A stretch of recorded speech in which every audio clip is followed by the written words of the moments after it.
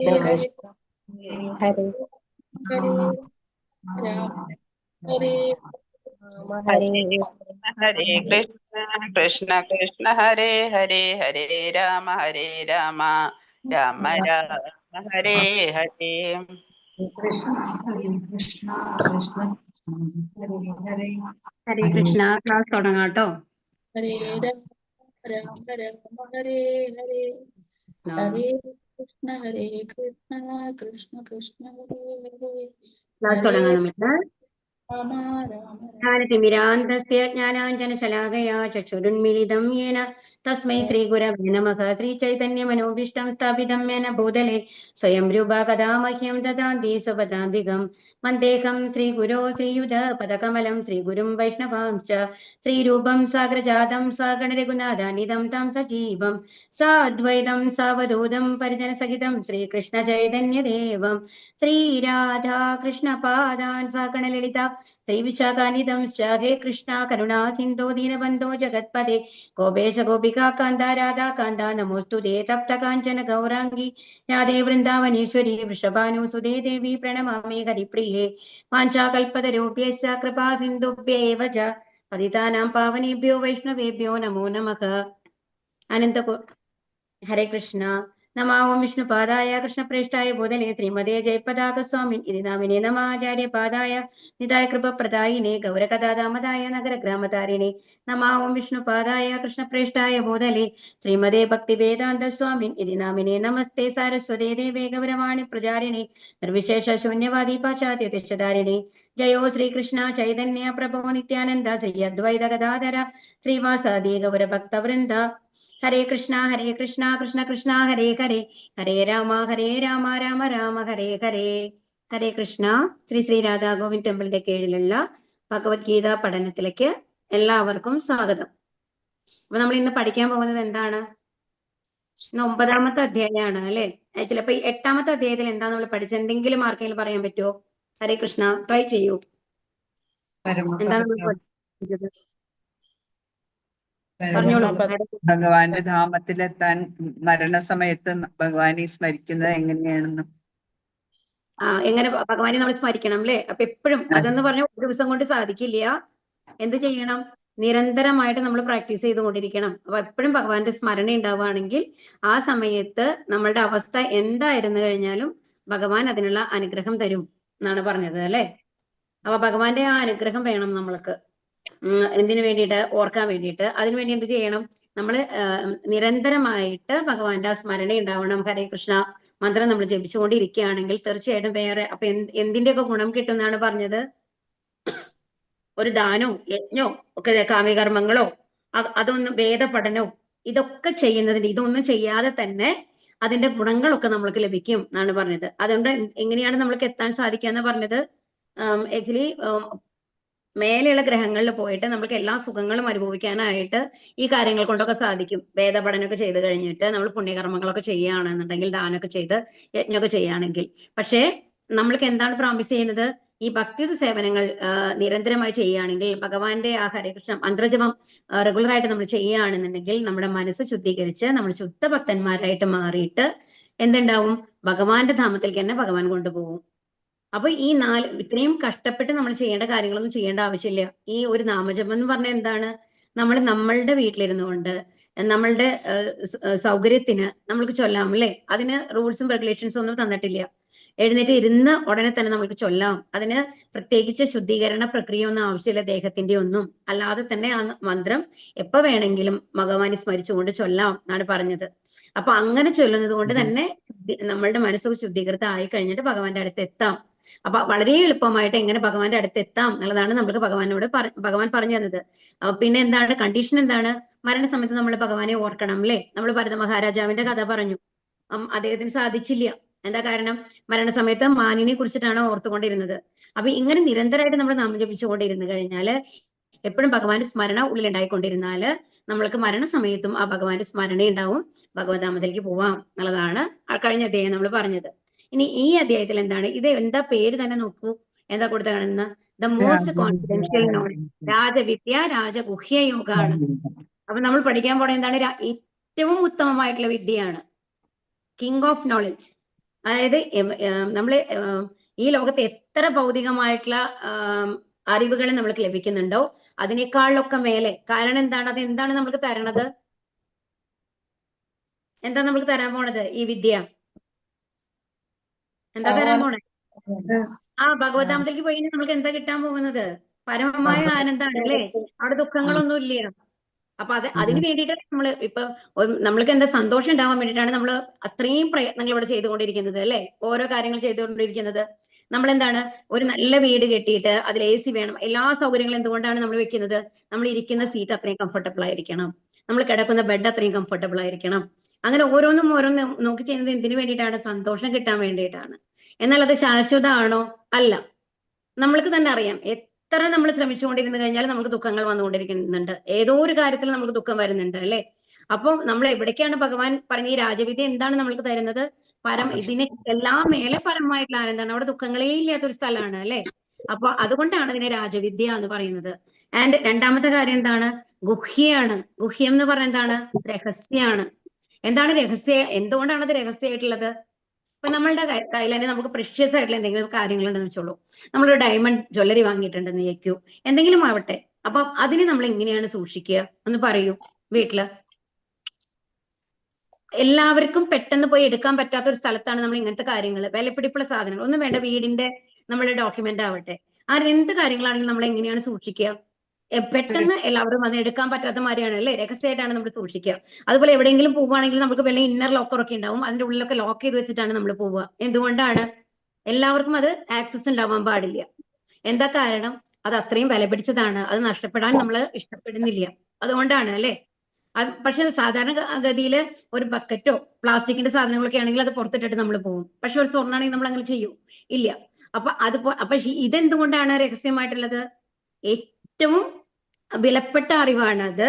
അതാണ്, അതിന് മേലൊരു അറിവില്ല. നമ്മൾക്ക് പരമമായ ആനന്ദം തരുന്നതാണ്, അത് അത്രയും വില പിടിച്ചതാണ്. അപ്പൊ അതുകൊണ്ട് തന്നെ ഏറ്റവും രഹസ്യമായിട്ടുള്ള ആൾക്കാർക്ക്, ആ ഒരു ലെവലിലുള്ള ആൾക്കാർക്ക് മാത്രമാണ് ഭഗവാൻ അത് പറഞ്ഞു കൊടുക്കുള്ളൂ. അതിന് യോഗ്യത ഉണ്ടാക്കണം അല്ലേ? അപ്പൊ അതുകൊണ്ടാണ് ഇതിനെ ഗുഹ്യം എന്ന് പറയുന്നത്. രഹസ്യതമം എന്നുള്ളതാണ്.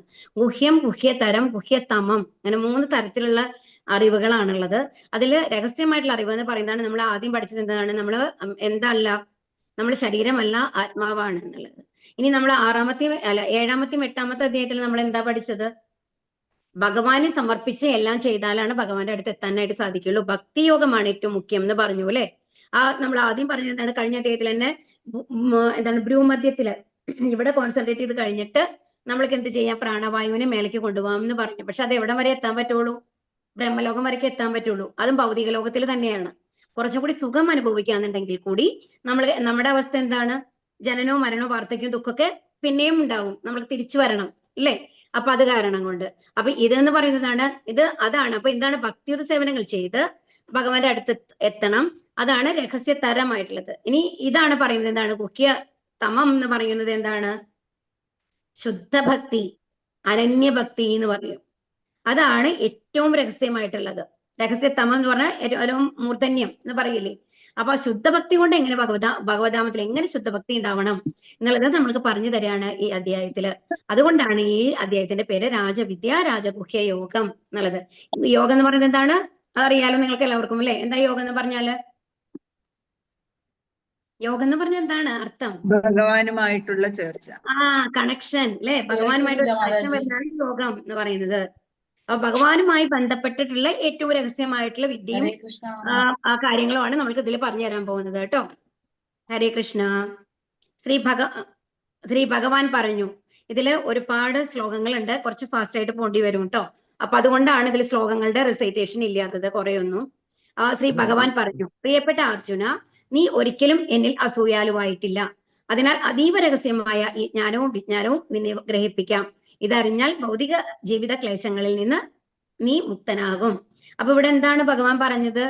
ഒരിക്കലും നീ എന്നോട് അസൂയാലുവായിട്ടില്ല. കാരണം ഒരു സുഹൃത്താണ് അല്ലെ? ഉത്തമ സുഹൃത്താണ്. ഇപ്പോഴാണ് ശിഷ്യനായിട്ടുള്ളത്. അതിനു മുമ്പ് ഉത്തമ സുഹൃത്താണ്, ഭഗവാൻ പറയുന്ന എല്ലാ കാര്യങ്ങളും അനുസരിക്കും, അങ്ങനത്തെ ഒരാളാണ് അർജുനൻ. അതുകൊണ്ട് എന്താണ് പറയുന്നത്, അതുകൊണ്ടാണ് ഈ രഹസ്യമായിട്ടുള്ള ഞാൻ. അപ്പോ അസൂയാലുക്കളായിട്ടുള്ളത് അവർക്ക്, അതായത് ഞാനാണ് വലിയ ആള് എന്നുള്ളൊരു ഭാവത്തിലാണ് നമ്മൾ ഈ ഭൗതിക ലോകത്തിൽ വന്നിട്ടുള്ളത് തന്നെ. അപ്പൊ അത്തരം ഭാവം വെച്ചുകൊണ്ട് ഭഗവാൻ ഇല്ല, ഭഗവാന്റെ അസ്തിത്വത്തെ ചോദ്യം ചെയ്യുന്ന ആൾക്കാർക്ക് ഒരിക്കലും ഈ അറിവ് നമ്മൾ ലഭിക്കില്ല എന്നുള്ളതാണ് പറയുന്നത്. എന്തുകൊണ്ടാണ് അർജുനന് കൊടുക്കുന്നത്? അർജുനൻ അസൂയാലു അല്ല, അതുകൊണ്ടാണ് ഈ രഹസ്യമായിട്ടുള്ള ജ്ഞാനവും വിജ്ഞാനവും. ജ്ഞാനം എന്ന് പറഞ്ഞാൽ എന്താണ്? തിയറിറ്റിക്കൽ ആയിട്ടുള്ള നോളജ്. വിജ്ഞാനം എന്ന് പറഞ്ഞു കഴിഞ്ഞാൽ പ്രാക്ടിക്കൽ ആയിട്ട് നമ്മൾ അറിയുന്നത് എങ്ങനെ ചെയ്യണം എന്നുള്ളതാണ് വിജ്ഞാനം എന്ന് പറയുന്നത് കേട്ടോ. അപ്പൊ ഈ ജ്ഞാനവും വിജ്ഞാനവും ഒക്കെ നിനക്ക് ഞാൻ പറഞ്ഞു തരാം എന്നാണ് പറയുന്നത്. അപ്പൊ എന്തിൽ നിന്ന് മോചനം നേടാനാണ്? ഭൗതിക ജീവിത ക്ലേശങ്ങള്. ഭൗതിക ജീവിത ക്ലേശങ്ങൾ എന്ന് പറഞ്ഞാൽ എന്താണ്? ജനനം, മരണം, വാർദ്ധക്യം, രോഗം എന്നുള്ളതുണ്ട്. അതോടൊപ്പം എന്തൊക്കെ ക്ലേശങ്ങളാണ് നമ്മൾ അനുഭവിക്കുന്നു എന്ന് പറഞ്ഞത്? ആധ്യാത്മിക ക്ലേശങ്ങൾ, അതായത് നമ്മളാൽ നമ്മൾക്ക് വരുന്നത്. പിന്നെന്താണ്? അതിഭൗതിക ക്ലേശങ്ങൾ, മറ്റുള്ള ജീവികളാൽ നമ്മൾക്ക് വരുന്നത്, ഭൗതിക പ്രകൃതിയാൽ നമ്മൾക്ക് വരുന്നത്. ഇനി അതിദൈവികം എന്ന് പറയുന്നതാണ് ദേവതകളാൽ നമ്മൾക്ക് വരുന്നത്. അപ്പൊ ഇങ്ങനെ 3 തരത്തിലുള്ള ക്ലേശങ്ങളെ ഓരോരുത്തരും അനുഭവിക്കണം ഈ ഭൗതിക ലോകത്തില്. ഈ ജീവിത ക്ലേശങ്ങളിൽ നിന്നൊക്കെ നിന്നെ മുക്തനാക്കും എന്നുള്ളതാണ് ഇവിടെ പറയുന്നത് കേട്ടോ. ഇനി രാജവിദ്യാരാജഗുഹ്യം പവിത്രം ഇതമുത്തമം പ്രത്യക്ഷാവഗമം ധർമ്മ്യം സുസുഖം കർത്തും അവ്യയം. ഈ ജ്ഞാനം രാജവിദ്യയാണ്, രഹസ്യങ്ങളിൽ വെച്ച് രഹസ്യവും ഏറ്റവും പവിത്രമായതുമാണിത്. നേരിട്ട് ആത്മസാക്ഷാത്കാരം നൽകുന്നത് കൊണ്ട് ധർമ്മത്തിന്റെ പരിപൂർണതയാണിത്. ശാശ്വതവും സന്തോഷത്തോടെ ചെയ്യാവുന്നതുമാണ്. അപ്പൊ ഇതിന്റെ പ്രത്യേകത എന്താണ്? ഈ രാജവിദ്യയാണ്. ഇപ്പൊ എന്തുകൊണ്ടാണ് രാജവിദ്യ നമ്മൾ പറഞ്ഞു കഴിഞ്ഞു അല്ലെ? രഹസ്യങ്ങൾ, എന്തുകൊണ്ടാണ് രഹസ്യങ്ങളിൽ വെച്ച് രഹസ്യം എന്നുള്ളത് നമ്മൾ പറഞ്ഞു കഴിഞ്ഞു. പിന്നെ എന്താണ് അതിന്റെ ഗുണം? നേരെ ഭഗവാന്റെ ധാമത്തിലേക്കാണ് പോകുന്നത്. അവിടെ പരമമായ ആനന്ദമാണ്. അതാണ് ആത്മസാക്ഷാത്കാരം. അതായത് നമ്മളുടെ ഈ ഭൗതിക ശരീരം നമുക്ക് ഉപേക്ഷിച്ചിട്ട് ഇവിടെ നിന്ന് രക്ഷപ്പെടാം, ഈ ജയിലിൽ നിന്ന്. കഴിഞ്ഞ അധ്യായത്തിൽ എന്താ പറഞ്ഞത്? നമ്മളുടെ ഈ ഭൗതിക ലോകം എന്ന് പറയുന്നത് ദുഃഖാലയാണ് എന്നാണ് പറഞ്ഞത് അല്ലെ? അപ്പൊ ഇവിടുന്ന് നമുക്ക് രക്ഷപ്പെടാനായിട്ട് സാധിക്കും. അപ്പൊ ധർമ്മത്തിന്റെ പരിപൂർണതയാണിത്. അപ്പൊ നമ്മൾക്ക് ലഭിക്കാവുന്ന ഏറ്റവും പരിപൂർണമായിട്ടുള്ള അവസ്ഥ എന്ന് പറയുന്നത് എന്താണ്? നമ്മൾ ജീവാത്മാവ് എന്ന് പറയുന്നത് ഭഗവാന്റെ ശാശ്വതാംശമാണ് അല്ലെ? അതിന്റെ ഗുണങ്ങൾ നിലനിർത്തുക, അതിലൊരു എന്താ പറയാ, കളങ്കമില്ലാണ്ടിരിക്കുക, അതായത് വേറെ ദോഷങ്ങളില്ലാണ്ട് പരിപൂർണ്ണ ശുദ്ധമായിട്ട് ഇരിക്കുക എന്നുള്ളതാണ് അതിന്റെ അവസ്ഥ. അതിന്റെ ഗുണങ്ങൾ ശരിക്കും കാണിക്കുക. ഇപ്പൊ നമ്മൾക്ക് അറിയാം, നമ്മുടെ വെള്ളി സാധനങ്ങളൊക്കെ നമ്മൾ വാങ്ങി നമ്മൾ കടയിൽ നിന്ന് കൊണ്ടുവരുമ്പോൾ അതിന് നല്ല ബ്രൈറ്റ് ആയിരിക്കും അല്ലെ, നല്ല ഭംഗിയായിരിക്കും. പക്ഷെ കുറച്ച് ദിവസം നമ്മുടെ ദേഹത്തിട്ട് കഴിയുമ്പോൾ എന്താ ഉണ്ടാവുക? ഹരേ കൃഷ്ണ, നിങ്ങൾ എന്തെങ്കിലുമൊക്കെ പറഞ്ഞു കഴിഞ്ഞാലാണ് നിങ്ങൾ ക്ലാസ്സിൽ ഇരിക്കുന്നുണ്ടെന്ന് എനിക്ക് തോന്നുള്ളൂ. ഒരു കറുത്ത കളർ വരും അല്ലെ? കറക്റ്റ് ആയിട്ട് മങ്ങിയിട്ട് കറുത്ത കളർ വരണ മാതിരി ഉണ്ടാവും അല്ലെ? എല്ലാവർക്കും ഉണ്ടാവില്ല, എന്നാലും ആദ്യം ഇടുന്ന അത്രയ്ക്ക് ഭംഗി ഉണ്ടാവില്ല റെഗുലർ ആയിട്ട് നമ്മളത് യൂസ് ചെയ്യുകയാണെന്നുണ്ടെങ്കിൽ. അപ്പൊ അതാണ് പറയുന്നത്. അപ്പൊ എല്ലാത്തിനും എന്താ പറയാ, അതാണ് കളങ്കം വരിക എന്ന് പറയുന്നത്. അപ്പൊ ശരിക്കുള്ള പൊസിഷൻ എന്ന് പറയുന്നത് ബ്രൈറ്റ് ആയിട്ടുള്ള വെള്ളിയാണ്.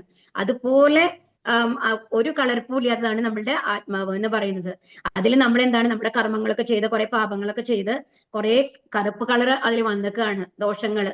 അപ്പൊ അതൊന്നും ഇല്ലാത്ത പരിപൂർണമായിട്ടുള്ള അവസ്ഥ എന്ന് പറയുന്നത് ഭഗവാന്റെ അതേമാതിരത്തെ തേജസ്സുള്ള ഒരു ആത്മാവാണ് നമ്മൾക്കുള്ളത്. അപ്പൊ അതിന്റെ പരിപൂർണത, അതാണ് ധർമ്മത്തിന്റെ പരിപൂർണത എന്ന് പറയുന്നത്. അതിന്റെ ശരിയായിട്ടുള്ള സ്വഭാവത്തിലേക്ക് അത് തിരിച്ചു വരിക. അപ്പൊ നമ്മളൊന്ന് ക്ലീൻ ഒക്കെ ചെയ്ത് കഴിഞ്ഞ് കഴിഞ്ഞാൽ ആ ബ്രൈറ്റ്നസ് തിരിച്ചു കിട്ടും അല്ലെ? ആ ക്ലീനിങ് ആണ് നമ്മൾ എന്തുകൊണ്ട് ചെയ്യുന്നത്? ഹരേ കൃഷ്ണ മഹാമന്ത്രം കൊണ്ട് ചെയ്യുന്നത്. എന്നിട്ട് അതിനെ ആ ബ്രൈറ്റ്നസിനെ നമ്മൾ പുറത്തേക്ക് കൊണ്ടുവരാണ്, ഭഗവാന്റെ അതേ രൂപത്തെ പുറത്തേക്ക് കൊണ്ടുവരാണ് ചെയ്യുന്നത്. അപ്പൊ അത് എങ്ങനെ ചെയ്യാൻ പറ്റും? എന്താണ്, സന്തോഷത്തോട് കൂടിയിട്ട് ചെയ്യാൻ പറ്റും. അത് ശാശ്വതമാണ്. ഒരു തവണ ലഭിച്ചു കഴിഞ്ഞാൽ നമ്മൾക്ക് വെള്ളിയുടെ മാതിരിയല്ല, അത് വീണ്ടും കാലിലിട്ട് കഴിഞ്ഞാൽ കറക്കും. പക്ഷെ ഇതെങ്ങനെയാണ്? ഒരു തവണ നമ്മൾ അതെല്ലാം കളങ്കങ്ങൾ നീക്കി ഭഗവാന്റെ അടുത്ത് എത്തിക്കഴിഞ്ഞു കഴിഞ്ഞാൽ അതേ അവസ്ഥ തന്നെയാണ് ഇപ്പോഴും ഉള്ളത്. അത് ശാശ്വതമാണ്. അതുപോലെ പിന്നെന്താണ്, സന്തോഷത്തോടെ ചെയ്യാവുന്നതാണ് അല്ലെ? ഈ ഭക്തിയുടെ സേവനത്തെ വിശ്വാസമില്ലാത്തവർക്ക് എന്നെ പ്രാപിക്കാനാവില്ല, ഹേ ശത്രുഞ്ജയ. അതുകൊണ്ട് അവർ ഈ ഭൗതിക ലോകത്തിൽ ജനന മരണങ്ങളുടെ വഴിയിലേക്ക് വീണ്ടും എത്തുന്നു. അപ്പൊ ഇവിടെ എന്താ പറയുന്നത്? എന്നാൽ ഇതിൽ വിശ്വാസം ഇല്ലാത്ത ആൾക്കാർക്കോ? ഭഗവാന് വിശ്വാസമില്ല, എല്ലാം നമ്മളാണ് ചെയ്യുന്നത് എന്നുള്ള ബോധത്തിലിരിക്കുന്നത് 4 തരത്തിലുള്ള ആൾക്കാരെ പറഞ്ഞു അല്ലെ? ഭഗവാന്റെ അടുത്തെത്താത്ത ആൾക്കാര്, ഭഗവാന് വിശ്വാസം ഇല്ലാത്ത ആൾക്കാർ ആരൊക്കെയാണ്? മൂഢന്മാര്, പിന്നെ മായാഭൃതജ്ഞാനര്, നിരീശ്വരവാദികള്, പിന്നെ നരാധമന്മാർ.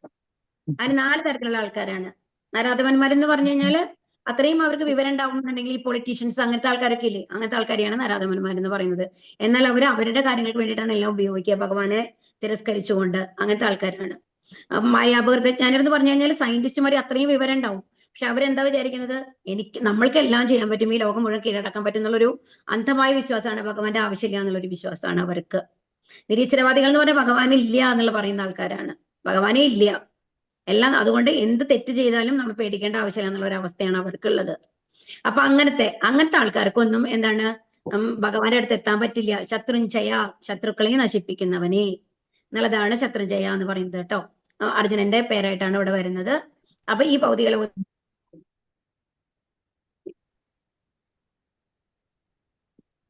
രൂപത്തിൽ ഞാൻ ഈ പ്രപഞ്ചമെമ്പാടും വ്യാപിച്ചു നിൽക്കുന്നു. സർവ്വഭൂതങ്ങളും എന്നിലാണ്, ഞാൻ അവയിലെല്ലാം സ്ഥിതി ചെയ്യുന്നത്. ഇനി വളരെ മനോഹരമായിട്ട് നമ്മൾ കഴിഞ്ഞ ക്ലാസ്സിൽ പറഞ്ഞില്ല, അത് കുറച്ച് വലിയ ചാപ്റ്റർ ആണ്, കുറച്ച് പറയാനായിട്ട് ശ്രമിക്കാം. അവ്യക്തമായ രൂപത്തിൽ ഞാൻ ഈ പ്രപഞ്ചമെമ്പാടും വ്യാപിച്ചു നിൽക്കുന്നു എന്നുള്ളതാണ് ഇവിടെ പറയുന്നത്. അതായത് ഭഗവാനെ നമുക്ക് കാണാൻ സാധിക്കുന്നില്ല. നമ്മൾ പറഞ്ഞു അല്ലെ, മത്ത പരതരം നാന്യ കിഞ്ചിദഷ്ടി ധനഞ്ജയ മയി സർവമിതം പ്രോതം സൂത്രേ മണിഗണ ഇവ എന്നുള്ളൊരു ശ്ലോകം നമ്മൾ പഠിച്ചു. എത്രാമത്തെ ചാപ്റ്ററിലാണ്? 7ാമത്തെ അധ്യായത്തിലാണ്. അതിൽ എന്താ പറയുന്നത്? ഭഗവാനാണ് ഈ ഭൗതിക പ്രപഞ്ചത്തെ മുഴുവൻ നിലനിർത്തുന്നത്. എന്നാൽ ഭഗവാനെ നമുക്ക് കാണാൻ സാധിക്കില്ല. ഒരു മാലയില് ഒരു ചരടില് നൂല് എന്താണ് മുത്തുകൾ കോർത്ത് മാലകൾ ഉണ്ടാക്കുമ്പോ ആ മാല മാത്രമാണ് നമുക്ക് കാണേണ്ട, ഉള്ള ചരട് കാണില്ല അല്ലെ?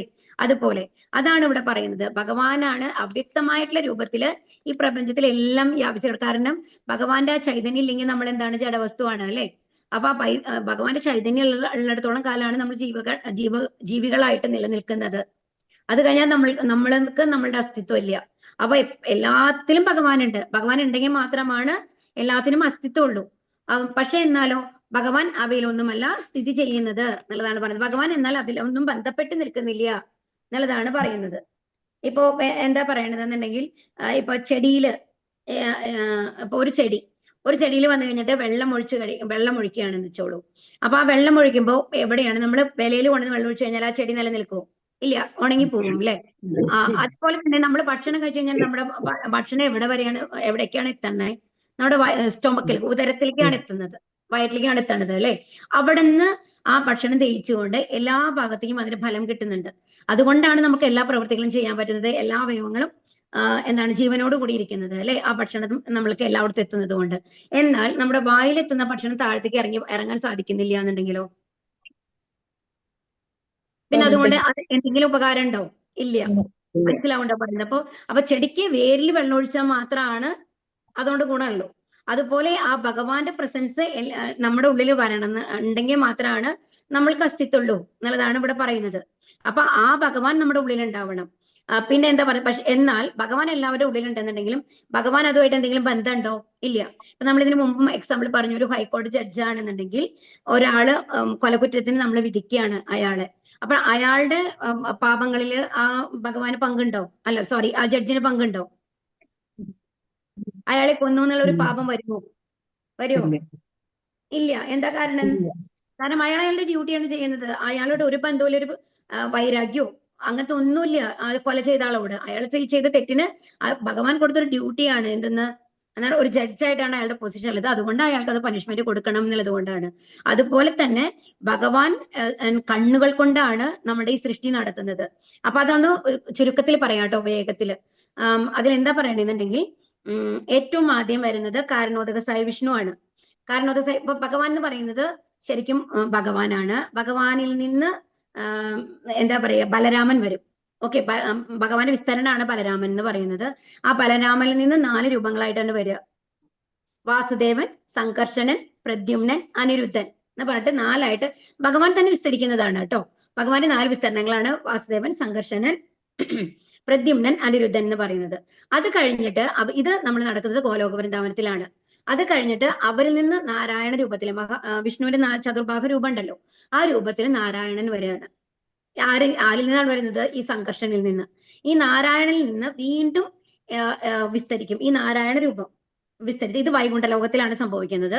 അപ്പൊ അത് വിസ്തരിച്ചിട്ട് എന്തായിട്ട് വരുന്നു? വാസുദേവൻ, സംകർഷണൻ, പ്രദ്യുമ്നൻ, വീണ്ടും അതേ ചതുർവ്യൂഹങ്ങളാണ്. അതിൽ ഈ സംഘർഷനെ നമ്മൾ മഹാസംഘർഷണൻ എന്ന് പറയും കേട്ടോ. ഈ മഹാസംഘർഷനിൽ നിന്നാണ് നമ്മൾ ആര് വരുന്നത്? കാരണോദകസായ വിഷ്ണു വരുന്നത്. കാരണോദകസായ വിഷ്ണു എന്ന് പറയുന്നത് ഭഗവാന്റെ ആ ഒരു ഭീമാകാരമായിട്ടുള്ള രൂപമാണ്. കാരണഘോഷനില് നമ്മള് ശയിക്കുന്ന രൂപം ഉണ്ടല്ലോ, ശയന രൂപമായിട്ടല്ലേ കാണുക മഹാവിഷ്ണുവിനെ. അപ്പൊ അതുപോലെ കാരണഘോഷനിൽ ശയിക്കുന്ന മാതിരിയാണ് ഉള്ളത്. അപ്പം ആ കാരണോദക സവിഷ്ണുവിൽ നിന്നാണ് അദ്ദേഹം ഉച്ഛ്വസിക്കണ്ടല്ലോ, അതായത് ശ്വസിച്ച് ഉച്ഛ്വസിക്കുക, പുറത്തേക്ക് നമ്മൾ ശ്വാസം വിടുന്ന സമയമുണ്ടല്ലോ, ആ സമയത്ത് ആ കാരണോദക സവിഷ്ണുവിന്റെ ഓരോ രോമകൂപങ്ങളിൽ നിന്നും എന്ത് വരുന്നു? പ്രപഞ്ചങ്ങൾ വരികയാണ്. അപ്പൊ ഈ പ്രപഞ്ചങ്ങളിൽ നിന്ന് വരുന്നത്, അപ്പോ എന്താ മനസ്സിലാക്കേണ്ടതെന്നുണ്ടെങ്കിൽ 430 കോടിയാണ് ആക്ച്വലി ആ ഉച്ഛ്വസിക്കുന്ന സമയം.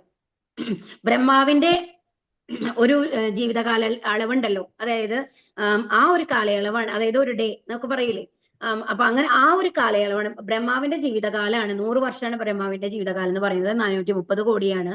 ആ 430 കോടി വർഷം ഉണ്ടല്ലോ, അല്ലാട്ടോ സോറി, 3 ട്രില്യൺ ആണ്, 3.11 ട്രില്യൺ ആണ്. അത്രയും സമയമാണ്. ആ സമയത്താണ് അത്രയും സമയമാണ് ഈ മഹാവിഷ്ണു ശ്വാസം പുറത്തേക്ക് വിടുന്ന സമയം. നമ്മൾക്കൊക്കെ എന്ന് പറയുന്നത് 1 സെക്കൻഡാണ് അല്ലേ? പക്ഷെ ആ മഹാവിഷ്ണു കാരണോദക സവിഷ്ണു ഉച്ഛ്വസിക്കുന്ന ഇതെന്ന് പറയുന്നത് ബ്രഹ്മാവിന്റെ ഒരു ജീവിതകാലമാണ്. 3.11 ട്രില്യൺ ഇയേഴ്സ് ആണ് കേട്ടോ. അപ്പൊ ആ സമയത്താണ് ഈ കാരണോദക സവിഷ്ണുവിന് ഇത്രയും പ്രപഞ്ചങ്ങൾ ഇങ്ങനെ വന്നുകൊണ്ടേയിരിക്കും, കോടാനുകോടി. അപ്പൊ ആ ഓരോ പ്രപഞ്ചത്തിന്റെ ഉള്ളിലും ആര് വരുന്നു? അപ്പൊ കാരണോദക സവിഷ്ണു പ്രപഞ്ചം ഉണ്ടാക്കി, ആ പ്രപഞ്ചത്തിന്റെ ഉള്ളിലേക്ക് ഗർഭോദക സവിഷ്ണു വരികയാണ്. അത് കാരണോദക സവിഷ്ണുവിന്റെ വിസ്തരണമാണ്. എല്ലാം ഭഗവാൻ വിസ്തരിച്ച് വരുന്നതാണെന്നുള്ളത് മനസ്സിലാക്കണം. അപ്പൊ ഗർഭോദക സവിഷ്ണു ആണ്. ആ ഗർഭോദക സവിഷ്ണു ഈ പ്രപഞ്ചത്തിന്റെ ഉള്ളിൽ വരും. ആ പ്രപഞ്ചം എന്ന് പറയുന്നത് ഒരു അണ്ഡം മാതിരിയാണ്, അതായത് ഗോളാകൃതിയിലുള്ളത്. അതിന് 7 ആവരണങ്ങളുണ്ട്. അതിന്റെ ഉള്ളിൽ വന്നു കഴിഞ്ഞിട്ട് ഈ ഗർഭോദക സവിഷ്ണു വരുമ്പോൾ അവിടെ ഇരുട്ട് മാത്രമാണ്. എന്നിട്ട് ഗർഭോദക സവിഷ്ണു തന്റെ ശരീരത്തിലെ ആ വേർപ്പിന്റെ വെള്ളം ഉണ്ടല്ലോ, ആ വെള്ളം കൊണ്ട് അത് മുഴുവൻ നിറയ്ക്കുകയാണ്, പകുതി നിറയ്ക്കുകയാണ്. അതാണ് ഗർഭാഘോഷൻ എന്ന് പറയുന്നത്. ആ ഗർഭോദക സവിഷ്ണുവിന്റെ ഉദരത്തിൽ നിന്നാണ് എന്ത് വരുന്നത്? ആ താമരപ്പൂ വരുന്നത്. അതിലാണ് ബ്രഹ്മാവ് ഉള്ളത്. ഇനി ആ ബ്രഹ്മാവാണ് രണ്ടാമത്തെ സൃഷ്ടി എന്ന് പറയും. അപ്പൊ എന്നിട്ട് ഗർഭോദക സവിഷ്ണുവിൽ നിന്നാണ് ഈ പ്രപഞ്ചത്തിലെ വൈവിധ്യങ്ങൾ മുഴുവൻ വരുന്നത്. നമ്മളുടെ മൗണ്ടൻ ആവട്ടെ, നദികളാവട്ടെ, അങ്ങനെ നിറയുണ്ടല്ലോ, അതെല്ലാം വരും. ഈ ജീവികളുടെ ശരീരങ്ങൾ വരും. അതായത് നമ്മളുടെ ഓരോ ജീവകണങ്ങള് 84 ലക്ഷം ജീവവർഗങ്ങൾ വരും അവിടെ. പക്ഷെ അവർക്ക് ചൈതന്യം എവിടെ നിന്നാ വരുന്നത്? ഭഗവാൻ അതിനു വേണ്ടിയിട്ടാണ് ഗർഭോദക സവിഷ്ണു വീണ്ടും വിസ്തരിച്ചിട്ട് ക്ഷീരോദക സവിഷ്ണു ആവും. അവിടെ ഒരു ചെറിയ കടലുണ്ട് ഈ ഗർഭകോശന്റെ ഒരു ഭാഗത്ത്. അതാണ് പാൽക്കടൽ എന്ന് പറയുന്നത്, ക്ഷീരകോശം എന്ന് പറയുന്നത്. അതിലുമാണ് ഈ ക്ഷീരോദക സവിഷ്ണു ശയിച്ചുകൊണ്ടിരിക്കുന്നത്. അദ്ദേഹമാണ് എല്ലാ ജീവജാലങ്ങളുടെ ഉള്ളിലും പരമാത്മാവായിട്ട് വരുന്നത്. ഇതാണ് സൃഷ്ടിയുടെ ഒരു ചെറിയ രൂപം ട്ടോ. ഇനി നമ്മൾ വിസ്തരിച്ച് പഠിക്കും. എന്നാലും ഏകദേശം ഒരു ഐഡിയ ആണ്. ഒരുപാട് പറയാനുള്ള സമയമില്ല, വലിയ ചാപ്റ്റർ ആണ്. ഇനിയും അടുത്ത 13ാമത്തെ അധ്യായത്തിൽ നമ്മൾ കുറച്ചും കൂടി ഇതായിട്ട് പറയാൻ സാധിക്കും. നമ്മൾ ആ സമയത്ത് നമ്മൾ കുറച്ചും കൂടി ഡീപ്പായിട്ട് പറയാം. അപ്പൊ ഇങ്ങനെയാണ് നമ്മുടെ സൃഷ്ടി നടക്കുന്നത്. അതുകൊണ്ടാണ് പറയുന്നത് എന്തെന്ന്, സർവ്വഭൂതങ്ങളും എന്നിലാണ്. അപ്പൊ ഭഗവാന്റെ ഒരു നോട്ടത്തിൽ കൂടെയാണ് ഈ സൃഷ്ടി മുഴുവൻ നടക്കുന്നത്. പ്രകൃതിയെ നോക്കുകയാണ് എന്നുള്ളതാണ്. അവിടെ ഭഗവാൻ പുരുഷനും പ്രകൃതി സ്ത്രീയും എന്നുള്ള രൂപത്തിലാണ് വരുന്നത് കേട്ടോ. എന്നാൽ ആ സൃഷ്ടി നടത്തുന്നത് മാത്രമേ ഉള്ളൂ. അതിൽ ഒന്നും അവരുടെ പ്രവൃത്തികളിൽ ഒന്നും ഭഗവാൻ ബന്ധപ്പെടുന്നില്ല. ഒരു കാറ്റ് എല്ലാത്തിനെയും തഴുകി പോകണ പോലെയാണത്. ആ കാറ്റ് തഴുകി പോകുന്നുണ്ടെങ്കിലും കാറ്റ് ഏതിനെങ്കിലുമായിട്ട് ബന്ധപ്പെട്ടിട്ട്, കാറ്റൊരു നല്ല സുഗന്ധമുള്ള പൂവിന്റെ അതിൽ കൂടെ പോകുമ്പോൾ നല്ല മണ്ണുണ്ടാവും അല്ലെ? അത് കഴിഞ്ഞ ഒരു ദുർഗന്ധമുള്ള സ്ഥലത്തിൽ കൂടെ ദുർഗന്ധം ഉണ്ടാവും. പക്ഷേ കാറ്റ് പൂവുമായിട്ട് ബന്ധപ്പെടുന്നുണ്ടോ? ഇല്ല. കാറ്റ് ആ ദുർഗന്ധമുള്ള വസ്തുവായിട്ട് ബന്ധപ്പെടുന്നുണ്ടോ? ഇല്ല. അതുപോലെയാണ് സൃഷ്ടിജാലങ്ങളൊന്നും എന്നിൽ സ്ഥിതി ചെയ്യുന്നില്ല. എന്റെ യോഗപ്രഭാവം നോക്കൂ. സർവ്വഭൂതങ്ങളുടെയും പരിപാലകനും സർവ്വവ്യാപിയുമാണെങ്കിലും ഞാൻ ഈ പ്രത്യക്ഷ പ്രപഞ്ചത്തിന്റെ ഒരു അംശമല്ല, മറിച്ച് ഞാനാണ് ഈ പ്രപഞ്ചത്തിന്റെ ഉത്ഭവസ്ഥാനം. അപ്പൊ അത് മനസ്സിലായില്ലേ? ഭഗവാനിൽ നിന്നാണ് എല്ലാം ഉത്ഭവിക്കുന്നത്. പക്ഷെ ഏതുമായും ഭഗവാൻ ബന്ധപ്പെടുന്നില്ല എന്നുള്ളതാണ് പറയുന്നത്. എല്ലാത്തിനെയും പരിപാലിക്കുന്ന എല്ലാം ഭഗവാനാണ്. സ്ഥിതി ചെയ്യുന്നത് കൊണ്ട് തന്നെ ശക്തിയുള്ള കാറ്റ് എല്ലായിടത്തും സഞ്ചരിക്കുന്നു. അതുപോലെ സർവ്വ സൃഷ്ടികളും എക്കാലത്തും എന്നിലാണ് വിശ്രമിക്കുന്നത്. കാരണം കാറ്റ് എല്ലാത്തിനെയും തഴുകിയിട്ട് പോകുന്നുണ്ട്, എന്നാൽ കാറ്റ് ഏതുമായിട്ട് ബന്ധപ്പെടുന്നില്ല. അതുപോലെയാണ് ഭഗവാനിലാണ് എല്ലാം സ്ഥിതി ചെയ്യുന്നത്, എന്നാൽ ഭഗവാൻ ഇതുമായി ബന്ധപ്പെടുന്നില്ല എന്നുള്ളതാണ് ഇവിടെ പറയുന്നത് കേട്ടോ. പ്രപഞ്ച പ്രവർത്തനം എന്റെ അധീനതയിലാണ്. എന്റെ ഇഷ്ടത്തിനനുസരിച്ച് അത് വീണ്ടും വീണ്ടും ആവിർഭവിക്കുകയും ഒടുവിൽ തിരോഭവിക്കുകയും ചെയ്യുന്നു.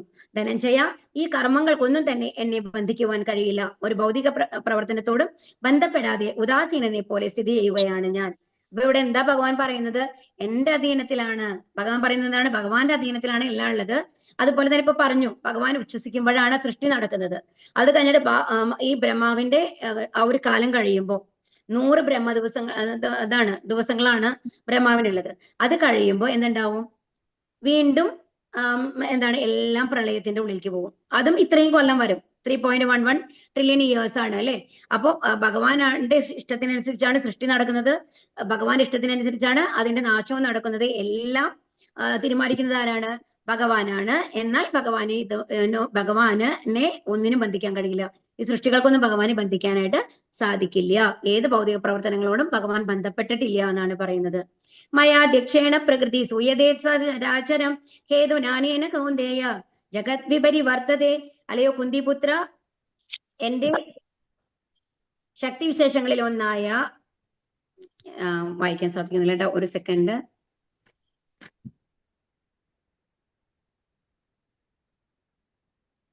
എന്റെ ശക്തിവിശേഷങ്ങളിൽ ഒന്നായ ഈ ഭൗതിക പ്രകൃതി എന്റെ നിർദ്ദേശം അനുസരിച്ച് ചരാചരങ്ങളെ എല്ലാം സൃഷ്ടിക്കുന്നു. ഈ നിയമം അനുസരിച്ച് വീണ്ടും വീണ്ടും പ്രപഞ്ചം സൃഷ്ടിക്കപ്പെടുകയും സംഹരിക്കപ്പെടുകയും ചെയ്യുന്നു. അപ്പൊ ഇവിടെ എന്താ പറയുന്നത്? ഭഗവാന്റെ ഇഷ്ടത്തിനനുസരിച്ചാണ് ഈ ഭൗതിക പ്രകൃതി സൃഷ്ടിക്കപ്പെടുന്നതും സംഹരിക്കപ്പെടുന്നതും. അപ്പൊ നമ്മൾ പറഞ്ഞില്ലേ, ബ്രഹ്മാവിന്റെ ആ ഇതിനനുസരിച്ചാണ് ഈ സൃഷ്ടിയും സംഹാരവും നടക്കുക. ആ പ്രളയം വരുന്ന സമയത്ത് എന്താവും? ഇപ്പൊ ബ്രഹ്മലോകം തൊട്ട് എല്ലാം എന്തിലേക്കാ പോകുന്നത്? ഭഗവാന്റെ അവിശ്വരൂപ ഉദരത്തിലേക്ക് പോവാണ്, ഗർഭോദക സായി വിഷ്ണുവിന്റെ. അതാണ് നടക്കുന്നത്, നമ്മൾ പറഞ്ഞു അല്ലെ. അപ്പൊ എന്താണ് അവിടെ നിന്നെങ്കിൽ, അപ്പൊ നമ്മൾ ഒരു കാര്യം വിട്ടു പറയാനായിട്ട്, ഈ ബ്രഹ്മാവ് ഉണ്ടാവുമല്ലോ, ആ ബ്രഹ്മാവിന്റെ താമരത്തണ്ടില്ലേ, ആ ഗർഭോദക സായി വിഷ്ണുവിന്റെ നിന്ന് വന്നിട്ടുള്ളത്, ആ താമരത്തണ്ടിലാണ് 14 ലോകങ്ങളുള്ളത് ആ പ്രപഞ്ചത്തിലെ. അതിലെ 7ാമത്തെ മിഡിലുള്ള ലോകമാണ് ഭൂലോകം എന്ന് പറയുന്നത്. അതിലാണ് നമ്മളുള്ളത്. നമ്മളുടെ മേലത്തെ ലോകമാണ് സ്വർഗലോകം എന്ന് പറയുന്നത്. അങ്ങനെ മേലുള്ള അതാണ് ഉപരിലോകങ്ങൾ അല്ലെങ്കിൽ സ്വർഗലോകങ്ങൾ എന്ന് പറയുന്നത്. അവിടെ മഹർലോകം, പിതൃലോകം അങ്ങനെയുണ്ട്. അങ്ങനെ ലോകങ്ങളുടെ ഏറ്റവും മേലെയാണ് ബ്രഹ്മലോകം ഉള്ളത്. താഴെയുള്ളത് അതല, വിതല, സുതല, രസാതല, പാതാള എന്ന് പറഞ്ഞിട്ടുള്ള ലോകങ്ങളാണ് താഴെയുള്ളത് കേട്ടോ. അതൊക്കെ അസുരലോകങ്ങളാണ്. അങ്ങനെയാണ് ഇതിന്റെ സൃഷ്ടി എന്ന് പറയുന്നത്. ഈ അസുരലോകങ്ങളിലൊക്കെ ശരിക്കും പറഞ്ഞ സൂര്യപ്രകാശമൊന്നും ഇല്ല. അവിടെയൊക്കെ വിഷ സർപ്പങ്ങളൊക്കെയാണ് അധികം ഉണ്ടാവുക. ആ സർപ്പങ്ങളുടെ ഒക്കെ ഈ ഫുഡ് ഉണ്ടല്ലോ, എന്താ പറയാ, പത്തിയുടെ അവിടെ രത്നങ്ങൾ ഉണ്ടാവും. ആ രത്നങ്ങളുടെ പ്രകാശം കൊണ്ടാണ് അവിടെ വെളിച്ചം കിട്ടുന്നത് എന്നാണ് പറയുന്നത്. അപ്പൊ അതീവ ഇതായിട്ടുള്ള കുറച്ചും കൂടി എന്താ പറയാ, അത്രയും നല്ല രീതിയിലായിരിക്കില്ല അവിടുത്തെ നമ്മുടെ ജീവിതമൊക്കെ എന്നുള്ളതാണ് പറയുന്നത്. ദുരിതപൂർണമായിരിക്കും. എന്നാൽ മേലേക്ക് പോകുന്നതോറും കുറച്ചും കൂടി സുഖമായിട്ടാണ് വരിക എന്നുള്ളതാണ് ഇവിടെ പറയുന്നത്. അവജാനന്തി മാ മൂഢ മാനുഷീം തനുമാശ്രിതം പരം ഭാവാമജാനന്ദോ മമ ഭൂത മഹേശ്വരം. മനുഷ്യരൂപത്തിൽ അവതരിക്കുന്ന എന്നെ മൂഢന്മാർ നിന്ദിക്കുന്നു. എല്ലാറ്റിലും ഈശ്വരനായ എന്റെ അതീന്ദ്രിയ സ്വഭാവം അവർക്ക് അറിഞ്ഞുകൂടാ. അപ്പൊ ഇവിടെ എന്താ പറയുന്നത്? ഭഗവാൻ അവജാനന്തി മാ മൂഢ, എന്താണ് മൂഢന്മാർക്കൊന്നും ഭഗവാനെ അറിയില്ല. അവരെന്താ വിചാരിക്കുന്നത്? ഏതോ ഒരു മാജിക്കൽ പവർ ഉള്ള ഒരാളാണ് ഭഗവാൻ. ഇപ്പൊ കൃഷ്ണനായിട്ട് അവതരിച്ചു. അപ്പൊ എന്താണ്? കൃഷ്ണനും മനുഷ്യരൂപത്തിലാണ് വന്നിട്ടുള്ളത്. മനുഷ്യന്റെ ശരീരമാണ്. അപ്പൊ എന്തൊക്കെയോ എന്താണ് ലീലകളൊക്കെ കാണിക്കുന്നുണ്ടെന്നുണ്ടെങ്കിൽ കൂടി അതൊരു മാജിക് പവർ ഉള്ള ആൾക്കാർ കാണിക്കുമല്ലോ, മജീഷ്യൻസ് ഒക്കെ കാണിക്കില്ലേ, അതുപോലത്തെ ഒരു യോഗിമാരിയാണ് എന്നുള്ളതാണ് അവർ വിചാരിക്കുന്നത്. അപ്പൊ അതുകൊണ്ട് തന്നെ അവരെന്താണ് വിചാരിക്കുന്നത്? നമ്മളെ പോലെ ഒരാൾ തന്നെയാണ്, കുറച്ചും കൂടി പവർ ഉണ്ടെന്ന് മാത്രം എന്നുള്ളതാണ്. എന്നാൽ അത് ശരിയല്ല. ഭഗവാന്റെ അതീന്ദ്രിയ സ്വഭാവം എന്താണ്? ഭഗവാൻ സച്ചിദാനന്ദ സ്വരൂപനാണ് അല്ലെ. അപ്പൊ എന്താണ്, ഇപ്പോ നമ്മളുടെ ഒരു രാജ്യത്ത് തന്നെ എടുത്തു നോക്കൂ. നമ്മുടെ പ്രൈം മിനിസ്റ്റർ ഉണ്ട്, അതുപോലെ തന്നെ അവർ താഴെയുള്ള കുറെ ആൾക്കാരുണ്ടാവും അല്ലെ, ഡയറക്ടേഴ്സ്മാരെ ഉണ്ടാവാം, സെക്രട്ടറികൾ ഉണ്ടാവാം. ഓരോരോ പൊസിഷനിൽ കുറെ ലെവലില് താഴെ ആൾക്കാർ വരും. പക്ഷെ എല്ലാ കാര്യങ്ങളും ഭഗവാൻ വന്നിട്ട് നേരിട്ട് നിയന്ത്രിക്കണമെന്നുണ്ടോ? ഇല്ല. അവരെ കൊണ്ട് ചെയ്യാനായിട്ട് സാധിക്കും അല്ലെ. അപ്പൊ നമ്മൾ എന്താ വിചാരിക്കുന്നത്? നമ്മുടെ നേരെയുള്ള ഒരാളാണെന്നുണ്ടെങ്കിൽ, നിങ്ങളിരിക്കുന്ന ഡിസ്ട്രിക്റ്റിലത്തെ എന്തെങ്കിലും കാര്യം നടക്കണമെന്നുണ്ടെങ്കിൽ അയാളുടെ അടുത്തൊക്കെയാണ് പോവുക ആദ്യം അല്ലെ, എന്തെങ്കിലും കാര്യം നടത്തി തരണം എന്നുള്ളത്. പക്ഷെ അയാൾക്ക് കാര്യം നടത്തി തരണം എന്നുണ്ടെങ്കിൽ ആരുടെ അനുവാദം വേണം? ഈ പ്രൈം മിനിസ്റ്റർ, ഏറ്റവും മേലെയുള്ള ഒരാളുടെ അനുവാദം ഇല്ലാണ്ട് അവർക്ക് ഒന്നും സാങ്ഷൻ ചെയ്യാനായിട്ട് സാധിക്കില്ല. കാരണം അവരുടെ നിയമത്തിനെതിരായിട്ട് ഒന്നും അവർക്ക് ചെയ്യാനായിട്ട് സാധിക്കില്ല. മനസ്സിലാവുണ്ടോ പറയണത്? അപ്പൊ അതുപോലെ എല്ലാത്തിനെയും നിയന്ത്രിക്കുന്നത് ആരാണ്? ഭഗവാനാണ് എന്നാണ് പറയുന്നത്. പക്ഷെ ആ അതീന്ദ്രിയ സ്വഭാവം ആർക്കറിയില്ല? നമ്മുടെ സാധാരണ ആൾക്കാർക്ക് അറിയില്ല. അപ്പൊ നമ്മളെന്താണ് വിചാരിക്കുന്നത്? നമ്മൾ ആരെയാണോ അപ്രോച്ച് ചെയ്യുന്നത് അവരാണ് ഏറ്റവും വലിയ ആളെന്ന് നമ്മൾ വിചാരിക്കുകയാണ്. അപ്പൊ അതുകൊണ്ട് ഈ 2 ലോകങ്ങളിലും, ഭൗതിക ലോകങ്ങളിലും ആത്മീയ ലോകമാണെന്നുണ്ടെങ്കിലും അവിടുത്തെ കാര്യങ്ങൾ ചെയ്യാനായിട്ട് ഇതുപോലെ ഒരുപാട് ദേവതകളുണ്ട്. അപ്പൊ നമ്മൾ എന്താ പറയുക, നമ്മുടെ കാര്യം എന്തെങ്കിലും നടത്തണമെങ്കിൽ നമ്മൾ എന്ത് പോകും? അടുത്തേക്ക് പോകും. അപ്പൊ ഒരു വിദ്യയുടെ കാര്യമാണെന്നുണ്ടെങ്കിൽ നമ്മൾ സരസ്വതി ദേവിക്ക് എന്തെങ്കിലും പ്രാർത്ഥിക്കും അല്ലെ. അല്ല, വിഘ്നങ്ങൾ വരാതിരിക്കാനായിട്ട് എന്താണ് ഗണപതി ദേവനെ ഇതാവും അല്ലെ. അപ്പൊ അങ്ങനെ. പക്ഷെ എന്താണ് പറയുന്നത്? ഭഗവാന്റെ അന്തരംഗ ശക്തി, 2 ശക്തികളാണുള്ളത്. ഭഗവാന് ഉത്കൃഷ്ട ശക്തി, അന്തരംഗ ശക്തിയാണുള്ളത്. അതില് ഉത്കൃഷ്ട ശക്തിയും അധമശക്തിയാണുള്ളത്. ഈ അധമശക്തി എന്ന് പറയുന്നതാണ് നമ്മളെ നിയന്ത്രിക്കുന്നത്, ഭൗതിക ശക്തി എന്ന് പറയുന്നത്. ഓക്കെ, നമ്മൾ മായയിലാണെന്ന് പറയുന്നുണ്ടല്ലോ. അപ്പൊ അതുകൊണ്ടാണ് നമ്മൾ എന്ത് ചെയ്യുന്നത്, നമ്മൾക്ക് തൽക്കാലത്തേക്കുള്ള കാര്യങ്ങൾ മാത്രമാണ് നമ്മൾ ആലോചിക്കുള്ളൂ. അത് ശാശ്വതമായിട്ടുള്ള ഒരു കാര്യം വേണം നമ്മൾക്ക്, ആ ചിന്ത നമ്മൾക്ക് വരില്ല. അതുകൊണ്ട് ഈ ഭൗതിക ലോകത്തിന്റെ ദേവത എന്ന് പറയുന്നത് ദുർഗാദേവിയാണ്. അതുപോലെ അന്തരംഗ ശക്തി എന്ന് പറയുന്നത് ആരാണ്? രാധാദേവിയാണ് കേട്ടോ. അന്തരംഗ ശക്തിയുടേതായിട്ട് പറയുക, അത് ഭഗവാന്റെ പരിപൂർണ ശക്തിയാണ്. അത് ക്ലാദിനി പൊട്ടൻസി എന്നാണ് പറയുക. ഏറ്റവും സന്തോഷം, നമ്മൾക്ക് പരമമായ സന്തോഷമാണ് ആത്മീയ ലോകത്ത് എന്ന് പറയുന്നുണ്ടല്ലോ, അത് രാധാദേവിയാണ് നമുക്ക് തരുന്നത്. അപ്പൊ ഇതാണ് ശരിക്കും ഭഗവാന്റെ അതീന്ദ്രിയ സ്വഭാവം എന്ന് പറയുന്നത്. ഇത് പക്ഷേ സാധാരണ ആൾക്കാർക്ക് മനുഷ്യരൂപത്തിൽ അവതരിക്കുന്ന ഭഗവാനെ മനുഷ്യനാണെന്ന് കരുതുന്ന ആൾക്കാർക്കൊന്നും ഇത് മനസ്സിലാവില്ല എന്നുള്ളതാണ് ഇവിടെ പറയുന്നത്. അപ്പൊ ഇതില് കുറെ ശ്ലോകങ്ങള് ഇതിൽ കൊടുത്തിട്ടുണ്ട് കേട്ടോ. നിങ്ങളുടെ ഭഗവത്ഗീത ബുക്കിൽ നോക്കിക്കഴിഞ്ഞാൽ കാണാനായിട്ട് സാധിക്കും. എന്നാൽ ക്ഷേത്രാരാധനയെ നിയന്ത്രിക്കുന്ന നിരാകാരവാദികളുണ്ട്. അപ്പൊ അവരെന്താണ് പറയാ, ഈശ്വരൻ എല്ലായിടത്തും ഉണ്ടെന്നുണ്ടെങ്കിൽ എന്തിനാണ് അമ്പലത്തിൽ പോണേ എന്നൊക്കെ ചോദിക്കുന്ന കുറെ ആൾക്കാരുണ്ടാവും. ഭഗവാൻ സർവ്വവ്യാപിയാണെങ്കിൽ എന്താണ് വിഗ്രഹത്തിൽ ഉണ്ടാവണല്ലോ, അങ്ങനെയൊക്കെ നമ്മൾ പറയും. പക്ഷെ എന്താണ് പറയുന്നത്, എന്തായാലും ശരിക്കും എന്താ പറയുന്നത്, ഭഗവാന്റെ യഥാർത്ഥ ധാമം എന്ന് പറയുന്നത് എവിടെയാണ്? ഗോലോക വൃന്ദാവനാണ്. പക്ഷെ നമ്മൾക്ക് വേണ്ടിയിട്ട്, ഭക്തന് വേണ്ടിയിട്ട് എവിടെ വേണമെങ്കിലും എത്താനും ഭഗവാൻ റെഡി ആയിരിക്കും. അപ്പോൾ നമ്മളില് പൂജാറമ്പിൽ പ്രാർത്ഥിക്കുന്ന ആ വിഗ്രഹങ്ങളിൽ കൂടി നമ്മൾക്ക് ഭഗവാൻ അനുഗ്രഹം തരും എന്നുള്ളതാണ് യഥാർത്ഥത്തിൽ പറയുന്നത്. പക്ഷെ അതുകൊണ്ട് ഭഗവാന് ശക്തിയില്ല, ഭഗവാൻ മനുഷ്യന്റെ പോലെയുള്ള ഒരാളാണെന്ന് പറയുന്നത് തെറ്റാണ് എന്നുള്ളതാണ് ഇവിടെ പറയുന്നത് കേട്ടോ. ഹരേ കൃഷ്ണ. മോകർമാണോ മോഹജ്ഞാന വിജേതനക രാക്ഷസീമാസുരീം ചൈവ പ്രകൃതിയും മോഹിനിയും ശ്രിതാക. ഇങ്ങനെ മോഹിതരായവർ ആസുരങ്ങളും നിരീശ്വരവാദങ്ങളുമായ ആശയങ്ങളാൽ ആകർഷരാകുന്നു. ആ വ്യാമോഹാവസ്ഥയിൽ മുക്തിയെക്കുറിച്ചുള്ള പ്രതീക്ഷകളും ഫലോദിഷ്ട കർമ്മങ്ങളും ജ്ഞാനാർജനവും എല്ലാം പാഴായിപ്പോവും. അപ്പൊ എന്താ അവര് പറയുന്നത്? അപ്പൊ നമ്മൾ ഈ വിഗ്രഹങ്ങളൊക്കെ എന്താണ്? വെറുതെ കല്ലുകൊണ്ട് ഉണ്ടാക്കിയുള്ളതാണ്. വെറുതെ എന്തിനാണ് അവരെ പോയി പ്രാർത്ഥിക്കുന്നത്? അതൊക്കെ വിഡ്ഢികളാണ്.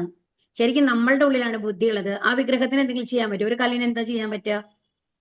അല്ലേ? അങ്ങനെ ചിന്തിച്ചുകൂടെ നമ്മൾക്ക്? കാരണം നമ്മൾക്ക് ബുദ്ധിയുണ്ട്, നമ്മൾക്ക് ചെയ്യാനുള്ള ഓരോ കാര്യങ്ങൾ ഇന്ന മാതിരിയാണ് ചെയ്യണമെന്നുള്ള ഒരു ബോധമൊക്കെ നമ്മൾക്ക് വരുന്നുണ്ട്. അപ്പൊ അതുകൊണ്ട് നമ്മളാണ് അതിനേക്കാൾ പവർഫുൾ എന്നാണ് ഇവർ ഓരോരുത്തരും വിചാരിക്കുന്നത്. അപ്പൊ അങ്ങനെ വിചാരിക്കുന്ന ആൾക്കാർക്ക് എന്താ പറ്റുന്നു? എന്താണ്, നമ്മള് ഫലോദിഷ്ട കർമ്മങ്ങളിൽ മുഴുകിയിട്ട് യഥാർത്ഥ ജ്ഞാനം ലഭിക്കാതെ പോവുകയാണ് എന്നാണ് പറയുന്നത്. ശരിക്കും എന്താണ്, ഭഗവാന്റെ ധാമത്തിലേക്ക് കൊണ്ടുപോകാൻ വേണ്ടിയിട്ട് നമ്മൾക്ക് എളുപ്പത്തിന് വേണ്ടിയിട്ടാണ് ഈ വിഗ്രഹങ്ങളൊക്കെ ഭഗവാൻ തന്നിട്ടുള്ളത്. ആ വിഗ്രഹത്തിൽ കൂടിയാണ് നമ്മൾ കൊടുക്കുന്ന പ്രസാദമെല്ലാം ഭഗവാൻ സ്വീകരിക്കുന്നത് അല്ലെ? അപ്പൊ ഒന്ന് ആലോചിച്ച് നോക്കൂ. അപ്പൊ അതിനെ അറിയാത്ത ആൾക്കാർക്ക് എന്താ ചെയ്യുന്നത്? അവരുടെ ഫുൾ ലൈഫും പാഴാക്കി കളയാണ് എന്നുള്ളതാണ് ഇവിടെ പറയുന്നത് കേട്ടോ. അതായത് ഭഗവാൻ ഒരിക്കലും ഒരു സാധാരണ മനുഷ്യനായിട്ട് കരുതരുത് എന്നാണ് പറയുന്നത്. മഹാത്മനസ്തു മാം പാർത്ഥ ദൈവീം പ്രകൃതി ആശ്രിതാഹ ഭജന്ത്യ അനന്യ മനസ്സോ ജ്ഞാത്വാ ഭൂതാദിമൗവ്യേയം. അല്ലയോ പാർത്ഥ, വ്യാമോഹം ബാധിക്കാത്ത വിശിഷ്ടാത്മാക്കൾ ദൈവിക പ്രകൃതിയാൽ സുരക്ഷിതരാണ്. സർവ്വഭൂതങ്ങൾക്കും ആദികാരണവും അവ്യയനുമായ പരംപുരുഷനാണ് ഞാൻ എന്ന് അറിഞ്ഞുകൊണ്ട് അവർ എപ്പോഴും ഭക്തിപൂർവ്വം എന്റെ സേവനത്തിൽ മുഴുകുന്നു. എന്നാൽ എന്താണ് വ്യാമോഹം? ഇങ്ങനത്തെ ആ ഒരു വ്യാമോഹം, നമ്മളാണ് വലിയ ആള് എന്നുള്ള ഒരു ബോധം ബാധിക്കാത്ത, അത്രയും ബാധിക്കാത്ത ആൾക്കാര് വിശിഷ്ടാത്മാക്കളാണ്. കാരണം അവർക്ക് ഭഗവാനെ അറിയാം. ദൈവിക പ്രകൃതി, അപ്പൊ രണ്ട് പ്രകൃതിയാണ്, ദൈവിക പ്രകൃതി, അസുര പ്രകൃതി എന്നുള്ളത്. ദൈവിക പ്രകൃതി എന്ന് പറയുന്നതാണ് നമ്മൾ പറഞ്ഞില്ലേ രാധാറാണി എന്ന് പറയുന്നത്. അന്തരംഗ ശക്തി അല്ലെങ്കിൽ അസുര പ്രകൃതി എന്ന് പറയുന്നതാണ് നമ്മുടെ ദുർഗാദേവി. മായ ബാധിച്ചുകൊണ്ട് നമ്മൾ തെറ്റുകൾ ചെയ്യുന്നതാണ് ആസുരിക പ്രകൃതി എന്ന് പറയുന്നത് കേട്ടോ. അപ്പൊ അങ്ങനെ എന്താണ്, ദൈവിക പ്രകൃതിയാൽ സുരക്ഷിതരാണ്. അപ്പൊ ഭഗവാന്റെ ഭക്തിയുള്ള ആൾക്കാര്, ഭഗവാനാണ് എല്ലാം എന്ന് മനസ്സിലാക്കിയ ആൾക്കാരെ ഭഗവാൻ സംരക്ഷിക്കും. അപ്പൊ നമ്മുടെ ഉള്ളിൽ തന്നെയാണ് ഭഗവാൻ ഉള്ളത് അല്ലേ? അപ്പൊ നമ്മൾക്ക് ഏതാണ് തെറ്റ് ഏതാണ് ശരി എന്നുള്ളത് നമ്മൾക്ക് പറഞ്ഞു തന്നുകൊണ്ടിരിക്കും ഭഗവാൻ എന്നുള്ളതാണ്. മറ്റത് നമ്മൾ അതിനെ മൈൻഡ് ചെയ്യുന്നില്ല. കാരണം നമ്മൾ അതിനെ മറന്നുപോയി കഴിയുമ്പോൾ നമ്മൾ ചെയ്യുന്നത് ശരി എന്നുള്ള ലെവലിലേക്ക് വരുമ്പോൾ അവിടെ ഭഗവാന്റെ പ്രസൻസ് ഇല്ല എന്നുള്ളതാണ്. അപ്പൊ ദൈവിക പ്രകൃതിയിൽ പ്രൊട്ടക്ട് ചെയ്യും എന്നാണ് പറയുന്നത് അവരൊക്കെ. അപ്പൊ സർവ്വഭൂതങ്ങൾക്കും ആദികാരണവും അവ്യയനുമായ പരമപുരുഷനാണ് ഞാന്. അപ്പൊ എന്താണ്, എല്ലാ ഭൂതങ്ങളുടെയും ആദികാരണം ഭഗവാനാണെന്ന് അറിയണം. അവ്യയനാണ് അല്ലെ? ഒരിക്കലും ഭഗവാൻ നശിക്കുന്നില്ല. എല്ലാ കാര്യങ്ങളും നിയന്ത്രിക്കുന്നത് ആരാണ്? ഭഗവാനാണ്. നമ്മൾക്ക് അറിയാൻ ബുദ്ധിമുട്ടാണ് അല്ലെ? അങ്ങനത്തെ ഭഗവാനാണെന്ന് അറിഞ്ഞുകൊണ്ട് അവരെന്ത് ചെയ്യും? ഭക്തിപൂർവ്വം ഭഗവാന്റെ സേവനത്തിൽ മുഴുകും. അപ്പൊ ഇവിടെ സനാതന ഗോസ്വാമിയാണ് കാണിക്കുന്നത് കേട്ടോ. സനാതന ഗോസ്വാമി എന്ന് പറയുന്നത് ചൈതന്യ മഹാപ്രഭുവിന്റെ കാലത്തുണ്ടായിരുന്നിട്ടുള്ള ഷഡ്ഗോസ്വാമിമാരിൽ ഒരാളാണ്. അപ്പൊ അദ്ദേഹം അത്രയും ശുദ്ധഭക്തനാണ്. അപ്പൊ ഒരു തവണ അവര് ഭക്ഷണം എങ്ങനെയാണെന്നുണ്ടെങ്കിൽ ആരെങ്കിലും കൊണ്ടുവന്നാൽ കഴിക്കും എന്നുള്ള മാതിരിയല്ലോ. അല്ലെങ്കിൽ ഭക്ഷണത്തിന് വേണ്ടി അവർ ഒരിക്കലും പ്രയത്നിക്കാറില്ല. എപ്പോഴും ഭഗവത് ഭജനത്തിലാണ് അവരുണ്ടാവുക, ഭക്തി സേവനങ്ങളിലാണ്. എല്ലാവരെയും ഭഗവത്ധാമത്തിൽ കൊണ്ടുപോകാനുള്ള ആ ഒരു ശ്രമത്തിലാണ് അവരൊക്കെ ഉണ്ടായിരുന്നത്. അപ്പൊ ഗോവർദ്ധന പരിക്രമ എന്ന് പറയുന്നത് ഒരു 23 കിലോമീറ്റർ ആണ് ഗോവർദ്ധന പർവ്വതം വൃന്ദാവനത്തില്. അത് 23 കിലോമീറ്റർ നടന്ന് വന്ന് വളരെ ക്ഷീണിച്ച് വിശന്നിരിക്കുന്ന സമയത്ത് സനാതന ഗോസ്വാമി വിശന്നിരിക്കുകയാണ്, ഭക്ഷണം ഒന്നും കഴിച്ചിട്ടില്ല. അപ്പോ അവിടെ നോക്കൂ, നദീതീരത്താണ് ഇരിക്കുന്നത് അല്ലെ. അപ്പൊ അവിടേക്ക് ഒരു കുട്ടി വരികയാണ്, ഒരു 7 വയസ്സോ 8 വയസ്സുള്ള ഒരു കുട്ടി വന്നു കഴിഞ്ഞിട്ട് പറയാണ്, അങ്ങ് വിശന്ന് തളർന്നിരിക്കല്ലേ, എന്റെ അമ്മ തന്നു വിട്ടതാണ്, ഇവിടെ ഒരാളും വിശന്ന് തളർന്നിരിക്കുന്നത് അമ്മയ്ക്ക് ഇഷ്ടമല്ല, അത് കാരണം കൊണ്ട് അമ്മ കുറച്ച് പാല് തന്നിട്ടുണ്ട്, ഈ പാല് കുടിച്ചോളൂ, പാത്രം ഞാൻ പിന്നെ വാങ്ങിക്കോളാം എന്ന് പറഞ്ഞിട്ട് കൊടുത്തിട്ട് പോവാണ്. അതീവ സ്വാദിഷ്ടമായിട്ടുള്ള പാല് കുടിച്ചിട്ട് പിന്നെ അന്ന് രാത്രി ആരാണ് കൊണ്ടുവന്നതെന്ന് അറിയില്ല പാത്രം. അപ്പൊ എന്താ പേര് എന്ന് ചോദിക്കും. കുട്ടിയെ കാണുമ്പോൾ അത്രയും ആകർഷകനായിട്ടുള്ളത്, ഗോപാൽ എന്നാണ് പേര് എന്ന് പറഞ്ഞിട്ട് പോകും കുട്ടി. അന്ന് രാത്രി വന്നു കഴിഞ്ഞിട്ട് ഈ സനാതന ഗോസ്വാമിക്ക് സ്വപ്നത്തിൽ വന്നിട്ട് കാണിക്കുകയാണ്, ഭഗവാൻ സ്വയം വന്നിട്ട്, ഞാൻ ഗോപാലാണ്, ഞാൻ തന്നെയാണ് നിങ്ങൾക്ക്, ഭഗവാൻ തന്നെ സ്വയം വന്നിട്ടാണ് കൊടുത്തത്. അപ്പൊ ഒന്ന് ആ അനുഗ്രഹം ആലോചിക്കൂ. ഇനിയും അതിന്റെ തുടർച്ചയായിട്ടുള്ള കഥകളൊക്കെ ഉണ്ട് കേട്ടോ, അത് പറയാനുള്ള സമയമില്ല, അതുകൊണ്ട് നമുക്ക് ഇവിടെ നിർത്താം. അപ്പൊ ഭഗവാന്റെ കാരുണ്യം എത്രയാണ്, ഒരു ശുദ്ധ ഭക്തന് വേണ്ടിയിട്ട് സ്വയം വന്ന് എല്ലാ കാര്യങ്ങളും എത്തിക്കും എന്നുള്ളതാണ് ഭഗവാൻ. സതതം കീർത്തയന്തോ മാം യദന്തശ്ച ദൃഢവ്രതാഃ നമസ്യന്തശ്ച മാം ഭക്ത്യാ നിത്യയുക്ത ഉപാസതേ. എല്ലായ്പ്പോഴും എന്റെ കീർത്തികൾ ആലപിച്ചും നിശ്ചയദാർഢ്യത്തോടെ പ്രയത്നിച്ചുകൊണ്ടും എന്റെ മുമ്പിൽ പ്രണമിച്ചുകൊണ്ടും ഈ മഹാത്മാക്കൾ നിരന്തരം എന്നെ ഭക്തിയോടുകൂടി ആരാധിക്കുന്നു. ഇത് വളരെ ഇതായിട്ടുള്ള ശ്ലോകമാണ്. സതതം കീർത്തയന്തോ മാം. അപ്പൊ എന്താണ് ശരിക്കും ഒരു ഭഗവാനെ കുറിച്ച് അറിയുന്ന ഒരാൾ എന്താ ചെയ്യേണ്ടത്? സതതം കീർത്തയന്തോ മാം, എപ്പോഴും ഭഗവാന്റെ കീർത്തനങ്ങൾ ആലപിച്ചുകൊണ്ടിരിക്കും, ഹരേകൃഷ്ണ മന്ത്രം മനസ്സിൽ ജപിച്ചുകൊണ്ടിരിക്കും, അല്ലെങ്കിൽ ഭഗവാനെ കുറിച്ചുള്ള കീർത്തനങ്ങൾ അല്ലെ, പാട്ടുകളൊക്കെ ഉണ്ടാവില്ലേ, അത് പാടിക്കൊണ്ടിരിക്കും എന്നുള്ളതാണ്. അതെങ്ങനെ? നിശ്ചയദാർഢ്യത്തോട് കൂടിയിട്ട്, തീർച്ചയായിട്ടും എനിക്ക് ഭഗവാന്റെ അടുത്തെത്തണം, ഇവിടെ എനിക്ക് കഷ്ടപ്പെടേണ്ട എന്നുള്ള ഒരു നിശ്ചയദാർഢ്യം അവരുടെ ഉള്ളിലുണ്ടാവും. എനിക്ക് ഭഗവാൻ മാത്രമാണ് എല്ലാം, ഭഗവാനാണ് എന്റെ എല്ലാം എന്നുള്ള ഒരു നിശ്ചയദാർഢ്യത്തോട് കൂടിയിട്ട് പ്രയത്നിച്ചുകൊണ്ടിരിക്കും. എന്നിട്ടോ ഭഗവാന്റെ മുമ്പിൽ പ്രണമിക്കുന്നു. അവരത്രയും വിനയാന്യതരാണ്. കാരണം എന്താണ്? നമ്മൾ ഒന്നുമല്ലാന്ന് അവർക്ക് അറിയാം അല്ലേ, നമ്മൾ ഒന്നും കൊണ്ടുവന്നിട്ടില്ല, ഒന്ന് കൊണ്ടുപോകാനും നമ്മൾക്ക് സാധിക്കില്ല ഈ ലോകത്ത് നിന്ന്, അവർക്ക് നന്നായിട്ട് അറിയാം. അപ്പൊ അങ്ങനെ എന്ത് ചെയ്യുന്നു? ഭക്തിയോട് കൂടിയിട്ട് ഭഗവാനെ എപ്പോഴും ആരാധിച്ചു കൊണ്ടിരിക്കുന്നു എന്നുള്ളതാണ്. സതതം കീർത്തയന്തോമ എന്നുള്ളതാണ്, എപ്പോഴും ആ ഭക്തിയോട് കൂടിയിട്ട് ആരാധിച്ചു കൊണ്ടിരിക്കും എന്നുള്ളതാണ്. പിതാഹമസ്യ ജഗതോ മാതാദാതാ പിതാമഹ വേദ്യം പവിത്രം ഓങ്കാരം ഋക്സാമായ ചുരേവജ. ലോകത്തിന്റെ അമ്മയും അച്ഛനും രക്ഷകനും പിതാമഹനും ഞാൻ തന്നെ. അറിയേണ്ടതും പവിത്രമാകുന്നതും പ്രണവവും ഋക് സാമ യജുർവേദങ്ങളും ഞാൻ തന്നെയാണ്. അപ്പൊ ഇവിടെ എന്താ പറയുന്നത്? ഈ ലോകത്തിന്റെ അമ്മയും അച്ഛനും ഞാനാണ് അല്ലെ. ഇപ്പൊ നമ്മൾ പറഞ്ഞു ഭഗവാന്റെ ഒരു ഗ്ലാൻസ് നോട്ടത്തിൽ കൂടിയാണ് ഇതെല്ലാം ഉണ്ടായിട്ടുള്ളത് അല്ലെ. പ്രപഞ്ചങ്ങൾ വന്നു, ആ പ്രപഞ്ചങ്ങൾ പിന്നെ ഗർഭോദകസായ വിഷ്ണു വന്നിട്ട് ഇതൊക്കെ സൃഷ്ടിച്ചു. എല്ലാം ഭഗവാന്റെ ഒരു നോട്ടത്തിൽ നിന്നാണ് തുടങ്ങിയിട്ടുള്ളത്. പക്ഷെ എങ്ങനെയാണ് പിന്നെ സൃഷ്ടികൾ ഉണ്ടായത്? ഭഗവാൻ പ്രകൃതിയെ നോക്കുകയാണ് ചെയ്യുന്നത് അല്ലെ. അപ്പൊ എന്താണ് അവിടെ ഭൗതിക പ്രകൃതി ആരിൽ നിന്നുണ്ടായതാണ്? അത് സ്ത്രീ രൂപത്തിൽ ഭൗതിക പ്രകൃതി, പുരുഷ രൂപത്തിൽ ഭഗവാൻ എന്ന് നമ്മൾ പറഞ്ഞു. അപ്പൊ ആ ഭൗതിക പ്രകൃതി ആരാണ് ഉണ്ടാക്കിയിട്ടുള്ളത്? ഭഗവാൻ തന്നെയാണ് അല്ലെ. അപ്പൊ പിതാവും മാതാവും ആരാണ്? ഭഗവാൻ തന്നെയാണ് അല്ലെ. അതുപോലെ രക്ഷിക്കുന്നത് ആരാണ്? എല്ലാം നമ്മൾക്ക് തരുന്നത് ആരാണ്? നമ്മുടെ വായു, ജലം എല്ലാം ഭഗവാൻ തന്നെ തരുന്നതാണ് അല്ലെ. അപ്പൊ അതും രക്ഷകനും ഭഗവാനാണ്. ഇനി പിതാമഹനും ഞാൻ തന്നെ.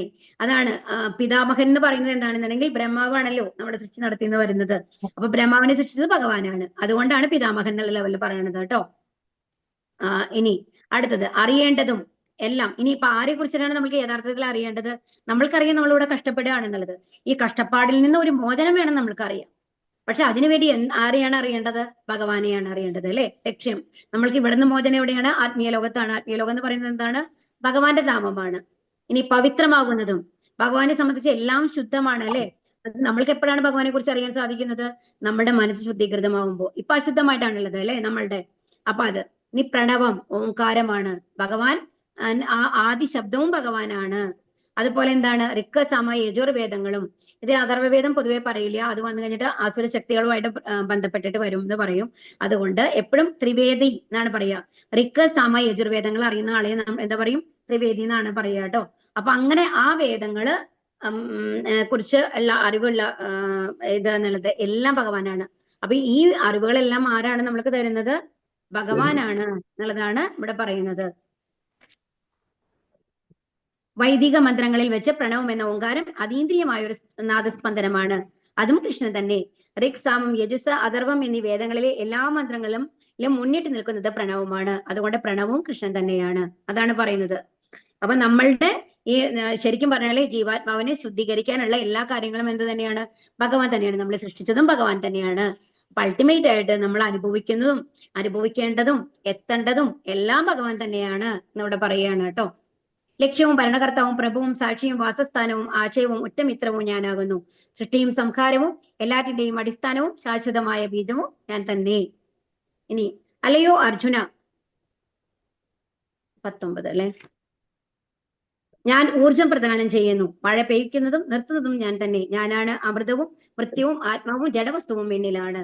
അപ്പൊ എന്താണ്? എല്ലാവർക്കും ആ ശക്തി തരുന്നത്. ഇപ്പൊ നമ്മൾ പറഞ്ഞു ഭഗവാൻ പോയി കഴിഞ്ഞാൽ, പരമാത്മ നമ്മുടെ ഉള്ളിൽ പോയി കഴിഞ്ഞാൽ എന്താവുന്നത്? നമ്മൾ ജഡവസ്തുവായി കഴിഞ്ഞു. അതോടുകൂടി നമ്മുടെ മരണമാണ്. അതോടൊപ്പം ജീവാത്മാവും പുറത്തു പോവാണ് ചെയ്യുന്നത് അല്ലെ. അപ്പൊ നമ്മൾക്ക് ഊർജം തരുന്നത് ആരാണ്? ഭഗവാനാണ്. ഈ മഴ പെയ്യിക്കുന്നത് ആരാണ്? ഭഗവാനാണ്. ഇനി നിർത്തുന്നതോ? ഇപ്പൊ നമ്മളുടെ കൺട്രോളിലാണ്. നമ്മൾ എത്ര ശാസ്ത്രത്തിൽ പുരോഗമിച്ചു എന്ന് പറഞ്ഞു കഴിഞ്ഞാലും മഴ പെയ്യുന്നതും പെയ്യാത്തതൊന്നും നമ്മുടെ കയ്യിലല്ല അല്ലെ. അപ്പൊ ചില ദിവസം നമ്മൾ പ്രതീക്ഷിക്കാണ്ടിരിക്കുമ്പോൾ കാണാം മഴ എന്നുള്ളത്. അപ്പൊ അതുപോലെ തന്നെ വെയിൽ കാലത്ത് വന്നു കഴിഞ്ഞിട്ട് മഴ പെയ്യണമെന്ന് വിചാരിച്ചു കഴിഞ്ഞാൽ നടക്കോ? ഇല്ല. മഴക്കാലത്ത് വന്നിട്ട് വെയിൽ വരണമെന്ന് വിചാരിച്ചാൽ നടക്കോ? എല്ലാം ഭഗവാന്റെ കൺട്രോളിലാണ് അല്ലെ. ഇനി ഞാനാണ് അമൃതം. അപ്പൊ ഇനിയിപ്പോ നമ്മൾക്ക് ഭഗവാന്റെ ധാമത്തിലേക്കുള്ള പ്രവേശനം തരുന്നത് ആരാണ്? ഭഗവാനാണ്. അതാണ് അമൃതം, ശാശ്വതമായിട്ടുള്ള അവസ്ഥ. ഇനി മൃത്യു, ഈ ഭൗതിക ലോകത്തിൽ നമുക്ക് എല്ലാവർക്കും മരണമുണ്ട് അല്ലെ. ആ മരണവും ഭഗവാൻ തന്നെയാണ്. അതുപോലെ ആത്മാവും ഭഗവാനിൽ നിന്നുണ്ടായതാണ്. ഈ ശരീരവും ഈ പോട്ടെ, ആത്മാവ് ഭഗവാന്റെ അംശം എന്ന് പറഞ്ഞു. ഈ ശരീരം, നമ്മുടെ സ്ഥൂല ശരീരവും സൂക്ഷ്മ ശരീരവും പഞ്ചഭൂതങ്ങൾ കൊണ്ട് ഉണ്ടാക്കിയിട്ടുള്ളത് ആരാണ്? ഭഗവാൻ തന്നെയാണ്. ഇപ്പൊ നമ്മൾ സൃഷ്ടിയെ കുറിച്ച് പറഞ്ഞു അല്ലെ, ഗർഭോദസായി വിഷ്ണു എന്നാണ് നമ്മൾ വരണേന്നുള്ളത്. അപ്പൊ ആത്മാവും ജഡവസ്തുവും എന്നിലാണ്. അപ്പൊ എല്ലാം എന്താണ്? ഭഗവാന്റെ ലീലകളാണ്. അപ്പൊ എന്താണ്? ആ ശ്യാമസുന്ദരനായിട്ട് ഓടക്കുഴൽ ഊതിക്കൊണ്ടിരിക്കുന്ന ആ ഭഗവാൻ നടത്തിയ ലീലകളെല്ലാം എന്താണ്? ഭഗവാന്റെയാണ്. നമ്മൾക്ക് തോന്നും ഒരു ചെറിയ കുട്ടി നടത്തിയ ലീലകളാണ് എന്നല്ലേ. എല്ലാം ഭഗവാന്റേതാണ്. അപ്പൊ എന്തെടുത്തു കഴിഞ്ഞാലും ഭഗവാനുമായി ബന്ധപ്പെട്ടിട്ടാണുള്ളത് എന്നുള്ളത് നമുക്ക് പറഞ്ഞു തരികയാണ്. അല്ലയോ അർജുന, ഇത് കഴിഞ്ഞുല്ലോ നമ്മൾ ഊർജം. സ്വർഗീയ സുഖങ്ങൾ കാക്ഷിച്ച് വേദപഠനങ്ങൾ നടത്തുന്നവരും സോമപാനം ചെയ്യുന്നവരും മറ്റൊരു വിധത്തിൽ ഭജിക്കുന്നത് എന്നെയാകുന്നു. പാപഫലങ്ങളിൽ നിന്ന് മുക്തരായി പുണ്യ ലോകമായ ഇന്ദ്രന്റെ സ്വർഗത്തിൽ ജനിച്ച് അവർ ദിവ്യ സുഖങ്ങളെ അനുഭവിക്കുന്നു. അപ്പൊ ഇനി എന്താ ചെയ്യുന്നത് പറയുന്നുണ്ടല്ലോ. അപ്പൊ എന്താണ് ഇവിടുത്തെ ആൾക്കാർ ചെയ്യുന്നത്? വേദപഠനങ്ങളൊക്കെ നടത്തുന്ന ആൾക്കാരുണ്ട് അല്ലെ. ഭഗവാനെ കുറിച്ച് അറിയാം. അപ്പൊ എന്ത് ചെയ്യുന്നു? വേദപഠനങ്ങൾ നടത്തുന്നു. അപ്പൊ വേദപഠനങ്ങൾ നടത്തുന്ന ആൾക്കാർക്ക് അതിൽ എന്താ കൊടുത്തിട്ടുണ്ടാവുക എന്നുണ്ടെങ്കിൽ, എങ്ങനെ നമ്മൾ യജ്ഞങ്ങളൊക്കെ നടത്തിയിട്ട് നമ്മൾക്ക് എങ്ങനെ നമ്മൾ സ്വർഗ്ഗലോകത്തൊക്കെ പോവാം എന്നുള്ളതാണ് അതിൽ പറഞ്ഞിട്ടുണ്ടാവുക. അപ്പൊ അങ്ങനെ ചെയ്ത് കഴിഞ്ഞിട്ട് നമ്മൾക്ക് എവിടേക്ക് പോവാം? ചന്ദ്രലോകത്തിലേക്ക് പോവാം, സൂര്യലോകത്ത് പോവാം, അങ്ങനെയൊക്കെ പോകാനായിട്ട് സാധിക്കും. അപ്പൊ പാപഫലങ്ങളിൽ നിന്ന് മുക്തരായി പുണ്യലോകമായ ഇന്ദ്രന്റെ സ്വർഗത്തിൽ ജനിച്ച് അവർ ദിവ്യ സുഖങ്ങളെ അനുഭവിക്കുന്നു. അപ്പൊ അങ്ങനെ നമ്മൾ പുണ്യങ്ങൾ സമ്പാദിച്ചിട്ട് എവിടേക്ക് പോവാം? ഇന്ദ്രലോകത്തൊക്കെ പോയിട്ട് ഒരുപാട് സുഖങ്ങൾ നമ്മൾക്ക് കിട്ടും. പക്ഷെ എന്താണ്? ആ സുഖങ്ങൾ കഴിയുമ്പോൾ ഇവിടെ ജയന്റ് വീൽ കാണിച്ചിട്ടില്ലേ? അത് കഴിഞ്ഞു കഴിഞ്ഞാൽ എന്തുണ്ടാവണം? ഈ പുണ്യങ്ങളൊക്കെ നമ്മുടെ കഴിഞ്ഞു കഴിഞ്ഞാൽ തിരിച്ചു നമ്മൾ എന്ത് വരണം? ഈ ഭൗതിക ലോകത്തിലേക്ക് വരണം. ഈ ഭൗതിക ലോകത്തിൽ വന്നു കഴിഞ്ഞിട്ട് വീണ്ടും നമ്മൾക്ക് ജനനം മരണം, പിന്നെ നമ്മുടെ കർമ്മങ്ങൾക്കനുസരിച്ച് പുണ്യങ്ങളാണ് ഉണ്ടാവണമെന്നുണ്ടെങ്കിൽ വീണ്ടും നമ്മൾക്ക് ഇങ്ങനത്തെ ലോകങ്ങളിൽ പോയിട്ട് നമ്മൾക്ക് സുഖിക്കാം. പിന്നെ വീണ്ടും പക്ഷെ ഈ ജന്മ മൃത്യു ജരാവ്യാധി ഇത് അനുഭവിച്ചുകൊണ്ടേയിരിക്കണം എന്നുള്ളതാണ്. അപ്പൊ അതാണ് ദേവതമാരെയൊക്കെ പ്രാപിച്ചുള്ള ഇത് നമ്മൾക്ക് പറയുന്നത്. ഇനി അടുത്തതോ, ഇങ്ങനെ സ്വർഗീയങ്ങളായ ഇന്ദ്രിയ സുഖങ്ങൾ ഒട്ടേറെ അനുഭവിച്ച് തങ്ങൾ ചെയ്ത പുണ്യകർമ്മങ്ങളുടെ ഫലമെല്ലാം നഷ്ടപ്പെടുമ്പോൾ അവർ ഈ നശ്വരമായ ഭൂമിയിലേക്ക് തിരിച്ചു വരുന്നു.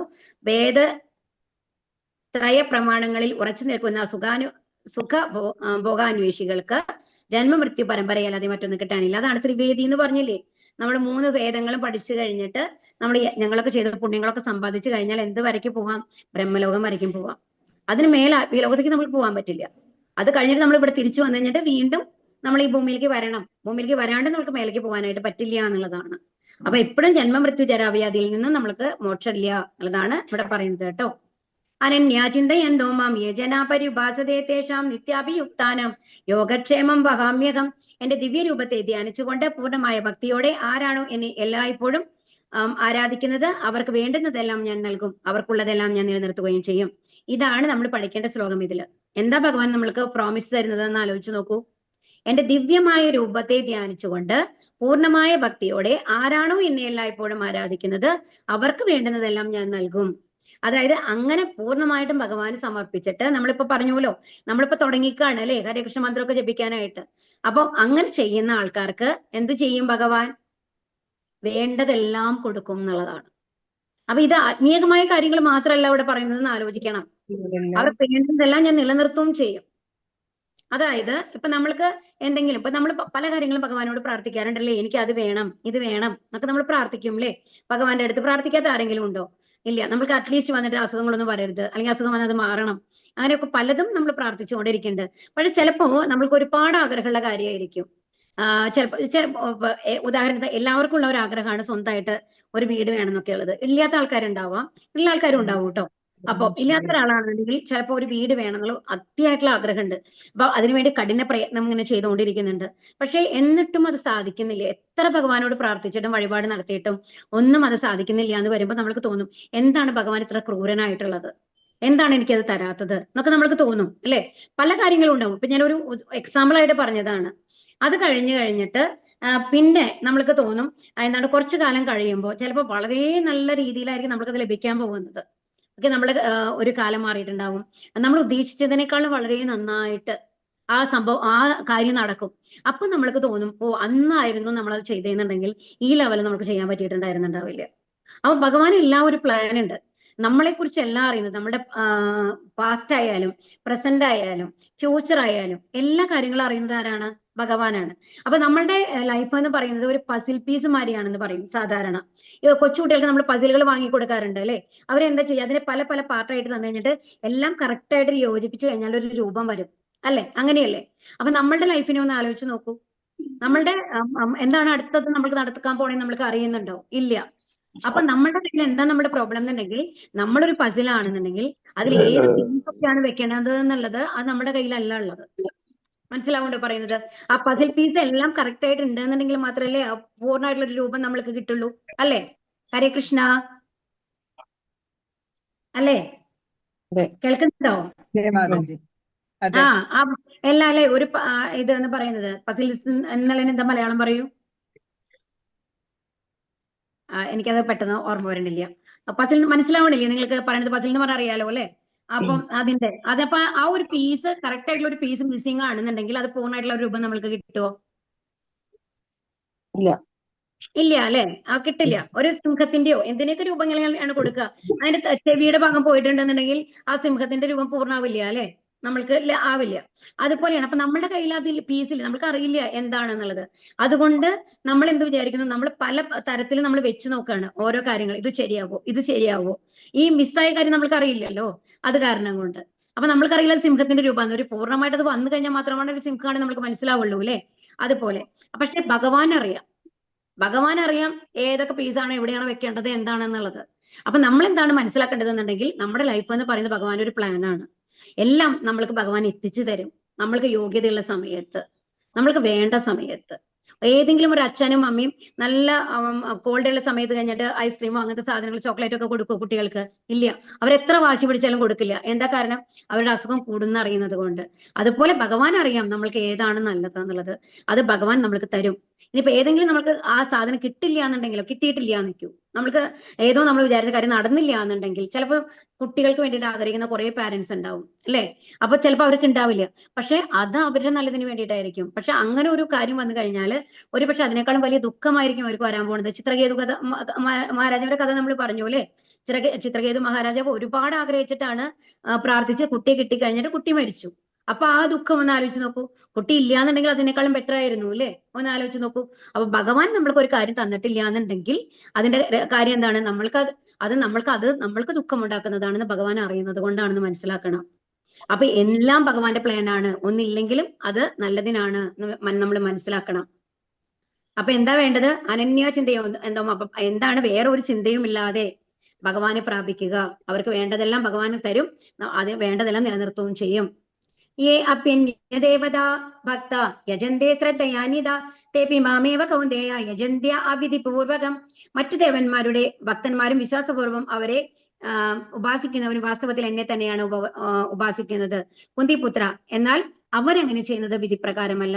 അപ്പൊ ഇവരെന്താ പറയുന്നത്, ഇതിലെന്താ പറയണെന്നുണ്ടെങ്കിൽ മറ്റു ദേവതമാരെ നമ്മൾ ആരാധിക്കാറുണ്ടല്ലേ, പല ദേവതമാരെയും നമ്മൾ ഇന്ദ്രനെ ഒക്കെ നമ്മൾ ആരാധിക്കുന്ന ആൾക്കാരുണ്ടാവും, ശിവൻ, ദുർഗ, അങ്ങനെ പലരെയും നമ്മൾ ആരാധിച്ചുകൊണ്ടിരിക്കുന്നുണ്ട്. പക്ഷെ അത് വിധിപൂർവ്വകല്ല എന്നാണ് പറയുന്നത്. അതിനെന്താ കാരണം എന്നുണ്ടെങ്കിൽ അതാണ് ഒരു രാജ്യത്തിൽ പറഞ്ഞ പോലെ നമ്മള് ഇന്നലെ എന്താ വെച്ചാൽ പല ചെറിയ ചെറിയ രാജ്യങ്ങളുണ്ടാവും, അവിടുത്തെ രാജാക്കന്മാരുണ്ടാവും, അവർക്ക് അവരെ ലെവലിലുള്ള കാര്യങ്ങളാണ് സാങ്ഷൻ ചെയ്ത് കൊടുക്കാൻ പറ്റുള്ളൂ. അപ്പൊ നമ്മൾ അന്യദേവതമാരെ പ്രാർത്ഥിക്കുകയാണെന്നുണ്ടെങ്കിൽ അവർ നമ്മൾക്ക് ചെയ്തു തരും. നമ്മൾ പ്രാർത്ഥിച്ചു കഴിഞ്ഞാൽ കാര്യം നമ്മൾക്ക് നടക്കും. കാരണം അതിന്റെ ദേവതമാരാണ് അവര്. പക്ഷെ അവർക്ക് ആ സാങ്ഷൻ കൊടുക്കുന്നത് ആരാണ്? ഭഗവാനാണ്. ഭഗവാന്റെ സാങ്ഷനിലാണ് നമുക്ക് അവർക്ക് തരാൻ പറ്റില്ല. രണ്ടാമത്തെ കാര്യം എന്താ വെച്ച് കഴിഞ്ഞാല് അവർ ഭൗതിക ലോകത്തിന്റെ ഉള്ളിലാണ് ഉള്ളത്. അപ്പൊ ഈ ഭൗതിക കാര്യങ്ങൾ നമ്മൾക്ക് ഇപ്പോ എന്താണ്, എനിക്കൊരു ജോലി കിട്ടണം, എന്റെ വിവാഹം നല്ല രീതിയിൽ നടക്കണം, ഇങ്ങനത്തെ കാര്യങ്ങളൊക്കെ അവർ നടത്തി തരാൻ പറ്റും. പക്ഷെ അതിനും മേലെ ഒരു മരണത്തിന് മേലെ പോയിട്ട് ഭഗവാന്റെ അടുത്ത് എത്തണം എന്നുള്ള ആഗ്രഹം അവർക്ക് സാധിച്ചു തരാൻ പറ്റില്ല. മനസ്സിലാവുണ്ടോ പറയുന്നത്? അപ്പൊ അതുകൊണ്ടാണ് പറയുന്നത് എന്തെന്ന്, അത് അവിധിപൂർവകമാണ്. രണ്ടാമത്തെ കാര്യം എന്താണ്, നമ്മൾ ഒരു കാര്യം നടക്കണം. അപ്പൊ നമ്മൾ നേരെ അപ്പൊ കുറെ ആൾക്കാരുണ്ട്, കുറെ തട്ടുകളുണ്ട് അല്ലെ. അപ്പൊ ആദ്യത്തെ ആളെ സമീപിച്ചപ്പോൾ പറഞ്ഞു അതിന് മേലത്തെ ആളുടെ അടുത്തേക്ക് പോകും, മേലത്തെ ആള് പറഞ്ഞു അതിന്റെ അടുത്ത ആള് പോകും എന്നുള്ളത്. അങ്ങനെ പറഞ്ഞ് പല കാര്യങ്ങളും നമ്മൾ ഈ പൊളിറ്റിക്കൽ ലെവലിൽ എന്തെങ്കിലും ഒരു കാര്യം നടക്കാൻ പോകുമ്പോൾ പലർക്കും അറിയുന്നുണ്ടാവും അതിന്റെ കഷ്ടം. ഒരാൾ പറയും അവരടുത്ത് പോകും, അതിന് മേലെ അവർക്കൊക്കെ നമ്മൾ എന്തെങ്കിലും കൈക്കൂലി കൊടുത്തിട്ടോ അങ്ങനെ നമ്മൾ കാര്യങ്ങൾ നടത്താറുണ്ട് അല്ലെ. പക്ഷേ നമുക്ക് പ്രൈം മിനിസ്റ്ററെ അറിയാമെന്ന് വിചാരിക്കും. ആ പ്രൈം മിനിസ്റ്ററെ നമുക്ക് നേരിട്ട് അറിയാം, അവർ നമ്മളുടെ അത്രയും അടുത്ത ഒരാളാണെന്നുണ്ടെങ്കിൽ നമ്മൾ ഇവരെ ആരെങ്കിലും സമീപിക്കോ? നമ്മുടെ കാര്യം നടക്കാൻ നമ്മൾ നേരെ ആരോട് പറയും? പ്രൈം മിനിസ്റ്ററോട് പറയും. കാരണം അദ്ദേഹത്തിന്റെ കൺട്രോളിലാണ് എല്ലാം നടക്കുന്നത്. അപ്പം ആ ഒരു അടുപ്പം അതാണ് ഏറ്റവും മുഖ്യമായിട്ടുള്ളത് അല്ലെ. അപ്പൊ അതുപോലെ തന്നെയാണ് നമ്മൾ ഭഗവാൻ ശ്രീകൃഷ്ണന്റെ അടുത്ത് പോകുന്നത് എന്നാണ് പറയുന്നത്. മറ്റു ദേവതകളെല്ലാം അദ്ദേഹത്തിന്റെ ഓഫീസേഴ്സ് മാത്രമാണ്. അപ്പൊ അതുകൊണ്ടാണ് ഇവിടെ പറയുന്നത് എന്തെന്ന്, ദേവതമാരെ സമീപിക്കുന്നത് വിധിപ്രകാരമല്ല, അവിധിപൂർവകമാണ്.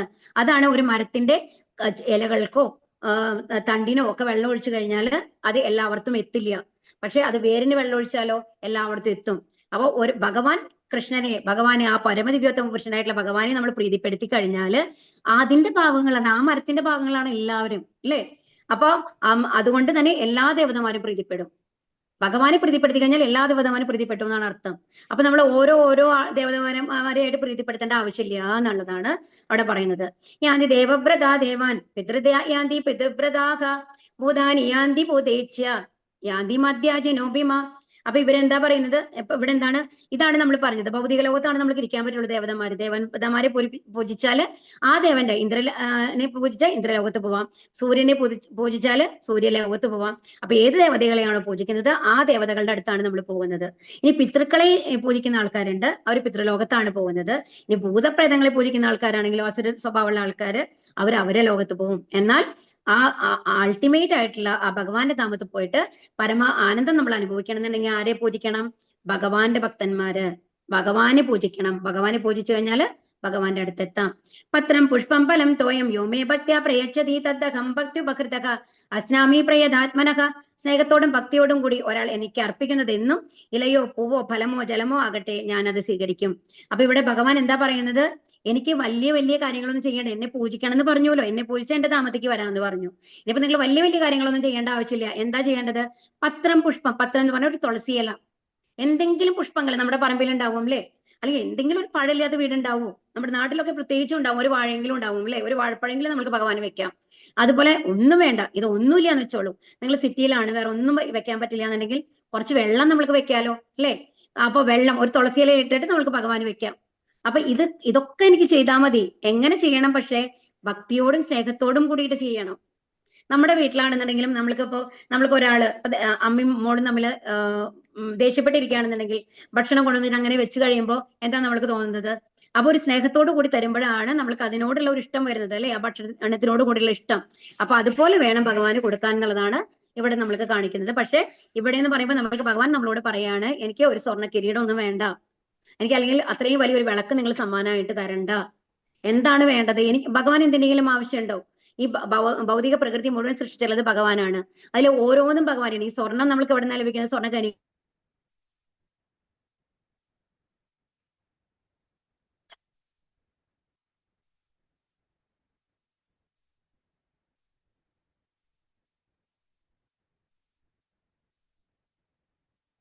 കേൾക്കാൻ പറ്റുന്നില്ല. മാതാജി മ്യൂട്ടായി തോന്നുന്നു, കേൾക്കുന്നില്ല. കേൾക്കാൻ പറ്റുന്നില്ല. ഹരീഷ് മാതാജി നെറ്റ് പോയതാണോ? മാതാജി ഹോസ്റ്റ് അല്ല ഇപ്പൊ. മാതാജി ഇപ്പൊ ഹോസ്റ്റ് അല്ല മാതാജി. നെറ്റ് പോയതാണോ മാതാജിയുടെ? ആയിരിക്കും. അന്തരംഗ മാതാജി ഇപ്പൊ ഹോസ്റ്റും അല്ല. ആ മാതാജിനെ കാണുന്നില്ല ഇതില്. ഉണ്ട് താഴെ. ഹരേ കൃഷ്ണ. ഓക്കെ ഓക്കെ, ഞാൻ ഷെയർ ചെയ്യണം. ഒരു മിനിറ്റ് മാതാജി, നെറ്റ് പോയതായിരിക്കും മാതാജി. ഓക്കെ മാതാജി, ഹരേ കൃഷ്ണ. ഞാൻ എടുക്കണം.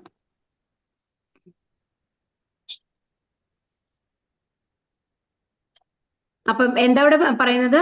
ഭഗവാൻ പറയുന്നത്, അപ്പൊ വളരെ ഭക്തിയോട് കൂടിയിട്ട് നമ്മൾ എന്തെങ്കിലും ചെയ്താൽ മതി ഭഗവാൻ. അവിടെ നമ്മൾക്ക് നമ്മളുടെ പണമോ പ്രതാപമോ ഏതും ഭഗവാൻ നോക്കുന്നില്ല, നിങ്ങളുടെ ആ ഭക്തി മാത്രമാണ് നോക്കുന്നത് എന്നുള്ളതാണ് പറയുന്നത്. അപ്പൊ എന്തെങ്കിലും ഭഗവാന് വേണ്ടി സമർപ്പിക്കുക എന്നുള്ളതാണ് ഇവിടെ പറയുന്നത് കേട്ടോ.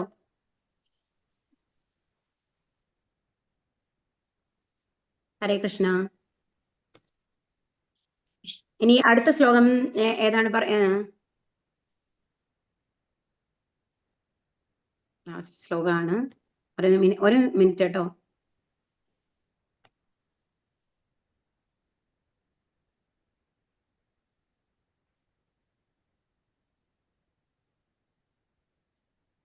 ഇതാണ്.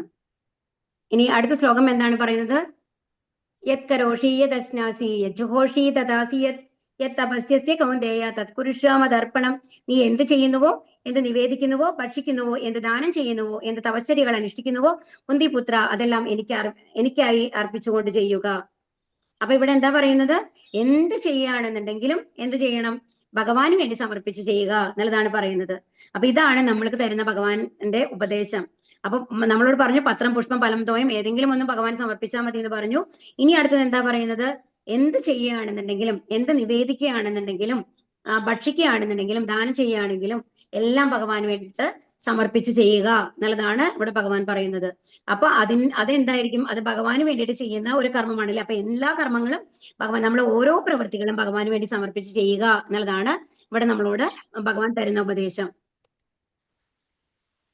സമൂഹം സർവഭൂതേഷു നമേദേശോസ്തി നസ്പ്രിയഃ യേ ഭജന്തി തു മാം ഭക്ത്യാ മയി തേ തേഷു ചാപ്യഹം.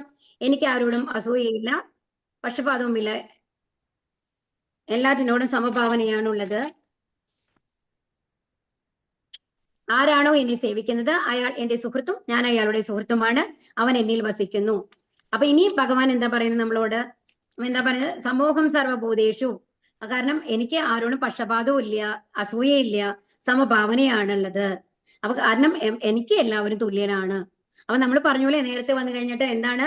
ഭഗവാൻ നമ്മൾക്ക് യോഗ്യതയുള്ളത് നമ്മൾക്ക് വേണ്ട സമയത്ത് നമ്മൾക്ക് തരും. ഭഗവാൻ ആരോടും പക്ഷപാതമില്ല. പക്ഷെ എന്ത് പറയുന്നു? എന്നാൽ ഭക്തി പുരസരം ആരാണോ? ഇപ്പൊ ഒരമ്മയ്ക്കും അച്ഛനും 2 മക്കളുണ്ട്.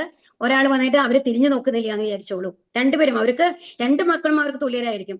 എന്നാൽ ഒരു മകൻ വന്നു കഴിഞ്ഞിട്ട് അച്ഛന്റെയും അമ്മയുടെയും എല്ലാ കാര്യങ്ങളും നോക്കുന്നുണ്ട്, ഹോസ്പിറ്റലിൽ കൊണ്ടുപോകുന്നു, വയസ്സായ അച്ഛന്മാരെല്ലാം ശുശ്രൂഷിക്കുന്നു എന്നുണ്ടെന്നുണ്ടെങ്കിൽ അവരോട് ഒരു സ്നേഹം എന്തായാലും കൂടും അല്ലെ?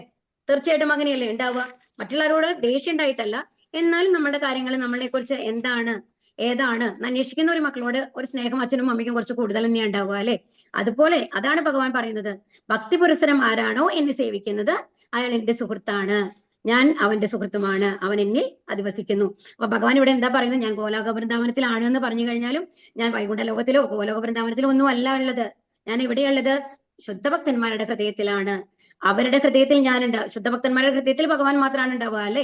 അതുപോലെ ഭഗവാന്റെ ഹൃദയത്തിലും ശുദ്ധഭക്തന്മാര് മാത്രമാണ് ഉണ്ടാവുക എന്നുള്ളതാണ്. അവരുടെ സുഹൃത്താണ് ഞാൻ, എല്ലാ കാര്യങ്ങളും ഞാൻ നോക്കും എന്നുള്ളതാണ് ഇവിടെ ഭഗവാൻ പറയുന്നത്. അഭിചേസുരാചാരോ ഭജതേ മാം അനന്യഭാഗ് സാധരേവാസ മന്ദവ്യ സമൃഗ്വ്യവസിതോ ഹി സ. ഒരാൾ അത്യന്തം ഹീനമായൊരു ദുഷ്ടകർമ്മം ചെയ്താൽ പോലും ഭക്തിപൂർവ്വം ഭഗവത് സേവനത്തിൽ ഏർപ്പെടുന്ന പക്ഷം അയാളെ സാധു എന്ന് കരുതണം. കാരണം തന്റെ ദൃഢവിശ്വാസത്തിൽ അദ്ദേഹം ശരിയായി വർത്തിക്കുന്നു. അപ്പൊ ഇവിടെ എന്താ പറയണെന്നുണ്ടെങ്കിൽ ഏറ്റവും ചീത്ത കർമ്മങ്ങൾ ചെയ്ത ഒരാളാണെങ്കിൽ പോലും ഭക്തിയുടെ സേവനത്തിൽ വരികയാണെന്നുണ്ടെങ്കിൽ എന്ത് ചെയ്യണം? അദ്ദേഹത്തെ ഒരു സാധുവായിട്ട് കരുതണം. ഇപ്പൊ പല ആൾക്കാരും നമ്മൾ കണ്ടിട്ടുണ്ട്, മൃഗാരി, രത്നാകരൻ, ജഗായ്, മതായ്, ഇവരൊക്കെ വളരെ ചീത്ത കാര്യങ്ങൾ ചെയ്തിട്ട് ആ ഭഗവാന്റെ അനുഗ്രഹം മൂലം, നാരദര അനുഗ്രഹം മൂലമാണ് ഇവരെ മൃഗാരിക്കാവുന്നത്. നിത്യാനന്ദ പ്രഭുവിന്റെ അനുഗ്രഹം മൂലമാണ് ആരാവുന്നത്? ജഗായും അതായും ഒക്കെ ആവുന്നത്. അപ്പൊ അവർ അത്രയും ചീത്ത പ്രവൃത്തികൾ ചെയ്തതാണെന്നുണ്ടെങ്കിലും ഒരു ഭക്തനായി തീർന്നു കഴിഞ്ഞാല് അവരെല്ലാ ആ പാപങ്ങളും ഭഗവാൻ ഏറ്റെടുത്തുകൊണ്ട് എന്താ ചെയ്യുന്നത്, അവർ ശുദ്ധ ഭക്തരായിട്ട് മാറ്റും എന്നുള്ളതാണ്. അപ്പൊ ഭക്തി സേവനങ്ങളിൽ ഏർപ്പെടുന്ന എല്ലാവരെയും എങ്ങനെ കരുതണം, എന്താണ്, അവരെ ഭക്തരായിട്ട് കരുതണം. അവരെ അതിന്റെ പഴയ കർമ്മങ്ങൾ പറഞ്ഞിട്ട് അവരെ നമ്മൾ ഇൻസൾട്ട് ചെയ്യാൻ പാടില്ല. ഒരു വൈഷ്ണവൻ ആവാനുള്ള ഒരു യത്നത്തിലിരിക്കുന്ന ആൾക്കാരെ നമ്മൾ ഒരിക്കലും എന്താണ് നിന്ദിക്കരുത്. അത് പൂർണ്ണമായിട്ടും അവരെ അംഗീകരിക്കണം എന്നുള്ളതാണ് ഇവിടെ പറയുന്നത് കേട്ടോ. ക്ഷിപ്രം ഭവതി ധർമാത്മാ ശശ്വച്ചാതി നികച്ചതി കൗന്ദേയ പ്രതിജാനീകി നമേ ഭക്ത പ്രണശ്യതി. അപ്പൊ ഇവിടെ ഹരേ കൃഷ്ണ മാതാജി, ഞാൻ എന്റെ സ്ലൈഡ് മാറ്റിയിട്ടുണ്ടോ എനിക്ക് തോന്നുന്നു, അറിയില്ല. ശരി, അപ്പൊ ഇനി അടുത്ത ശ്ലോകമാണ് കേട്ടോ ഇത്. മന്മനാഭവ മദ്ഭക്തോ മദ്യാജി മാം നമസ്കുരു മാമേ വൈഷസി യുക്തൈവം ആത്മാനം മത് പരായണക. എന്നിൽ മനസ്സുറപ്പിക്കുക, ഭക്തനാവുക, എന്നെ ആരാധിക്കുകയും പ്രണമിക്കുകയും ചെയ്യുക. എന്നിൽ തന്നെ പൂർണ്ണമായും മുഴുകിയിരിക്കുന്നത് കൊണ്ട് തീർച്ചയായും നീ എന്നെ പ്രാപിക്കും. അപ്പൊ ഈ ഒരു ശ്ലോകമാണ് കേട്ടോ ഏറ്റവും ഇമ്പോർട്ടന്റ് ആയിട്ടുള്ള ശ്ലോകമാണ് 9:34 മന്മനാഭവം മദ്ഭക്തോ. അപ്പൊ ഭഗവാൻ നമ്മൾക്ക് തരുന്ന ഉപദേശം എന്താണ് ഈ അധ്യായത്തില്?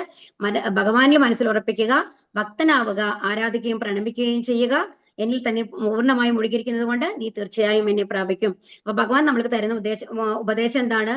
എപ്പോഴും ഭഗവാനിൽ മുഴുകിയിരിക്കണം, ഭഗവാനെ തന്നെ ആരാധിക്കണം, വേറെ ഒന്നും ചെയ്യണം. നമ്മൾ ഹരേ കൃഷ്ണ മന്ത്രം ജപിച്ചുകൊണ്ട് പൂർണ്ണമായും ഭഗവാനിൽ മനസ്സുറപ്പിച്ചുകൊണ്ട് ഭക്തി സേവനങ്ങൾ ചെയ്യുകയാണെങ്കിൽ, പത്രം പുഷ്പം ഫലന്തോയം എന്തെങ്കിലും ഭഗവാന് വേണ്ടി സമർപ്പിച്ചുകൊണ്ട് ഭഗവാനെ ആരാധിക്കുകയാണെങ്കിൽ തീർച്ചയായിട്ടും ഭഗവത് സന്നിധിയിൽ എത്താം എന്നുള്ളതാണ് ഭഗവാനോട് പറയുന്നത് കേട്ടോ. ഹരേ കൃഷ്ണ കൃഷ്ണ കൃഷ്ണ ഹരേ ഹരേ, ഹരേ രാമ രാമ രാമ ഹരേ ഹരേ, ഹരേ കൃഷ്ണ. ഒരുപാട് കുറച്ച് ലേറ്റ് ആയി, നമ്മൾക്ക് നാളെ നോക്കാം കേട്ടോ. ഹരേ കൃഷ്ണ ഹരേ കൃഷ്ണ മാതാജി. ഹരേ കൃഷ്ണ ഹരേ കൃഷ്ണ. പരിധാനം പാവനെ നമോ നമഃ. അനന്തകോടി വൈഷ്ണവവൃന്ദ കി ജയ്, പ്രപാദി കി ജയ്, ഗുരു മഹാരാജ് കി ജയ്. ഗൗര പ്രേമാനന്ദേ ഹരേ ഹരേ ബോൽ. ഹരേ കൃഷ്ണ ഹരേ കൃഷ്ണ മാതാജി. ഹരേ കൃഷ്ണ. ഹരേ കൃഷ്ണ.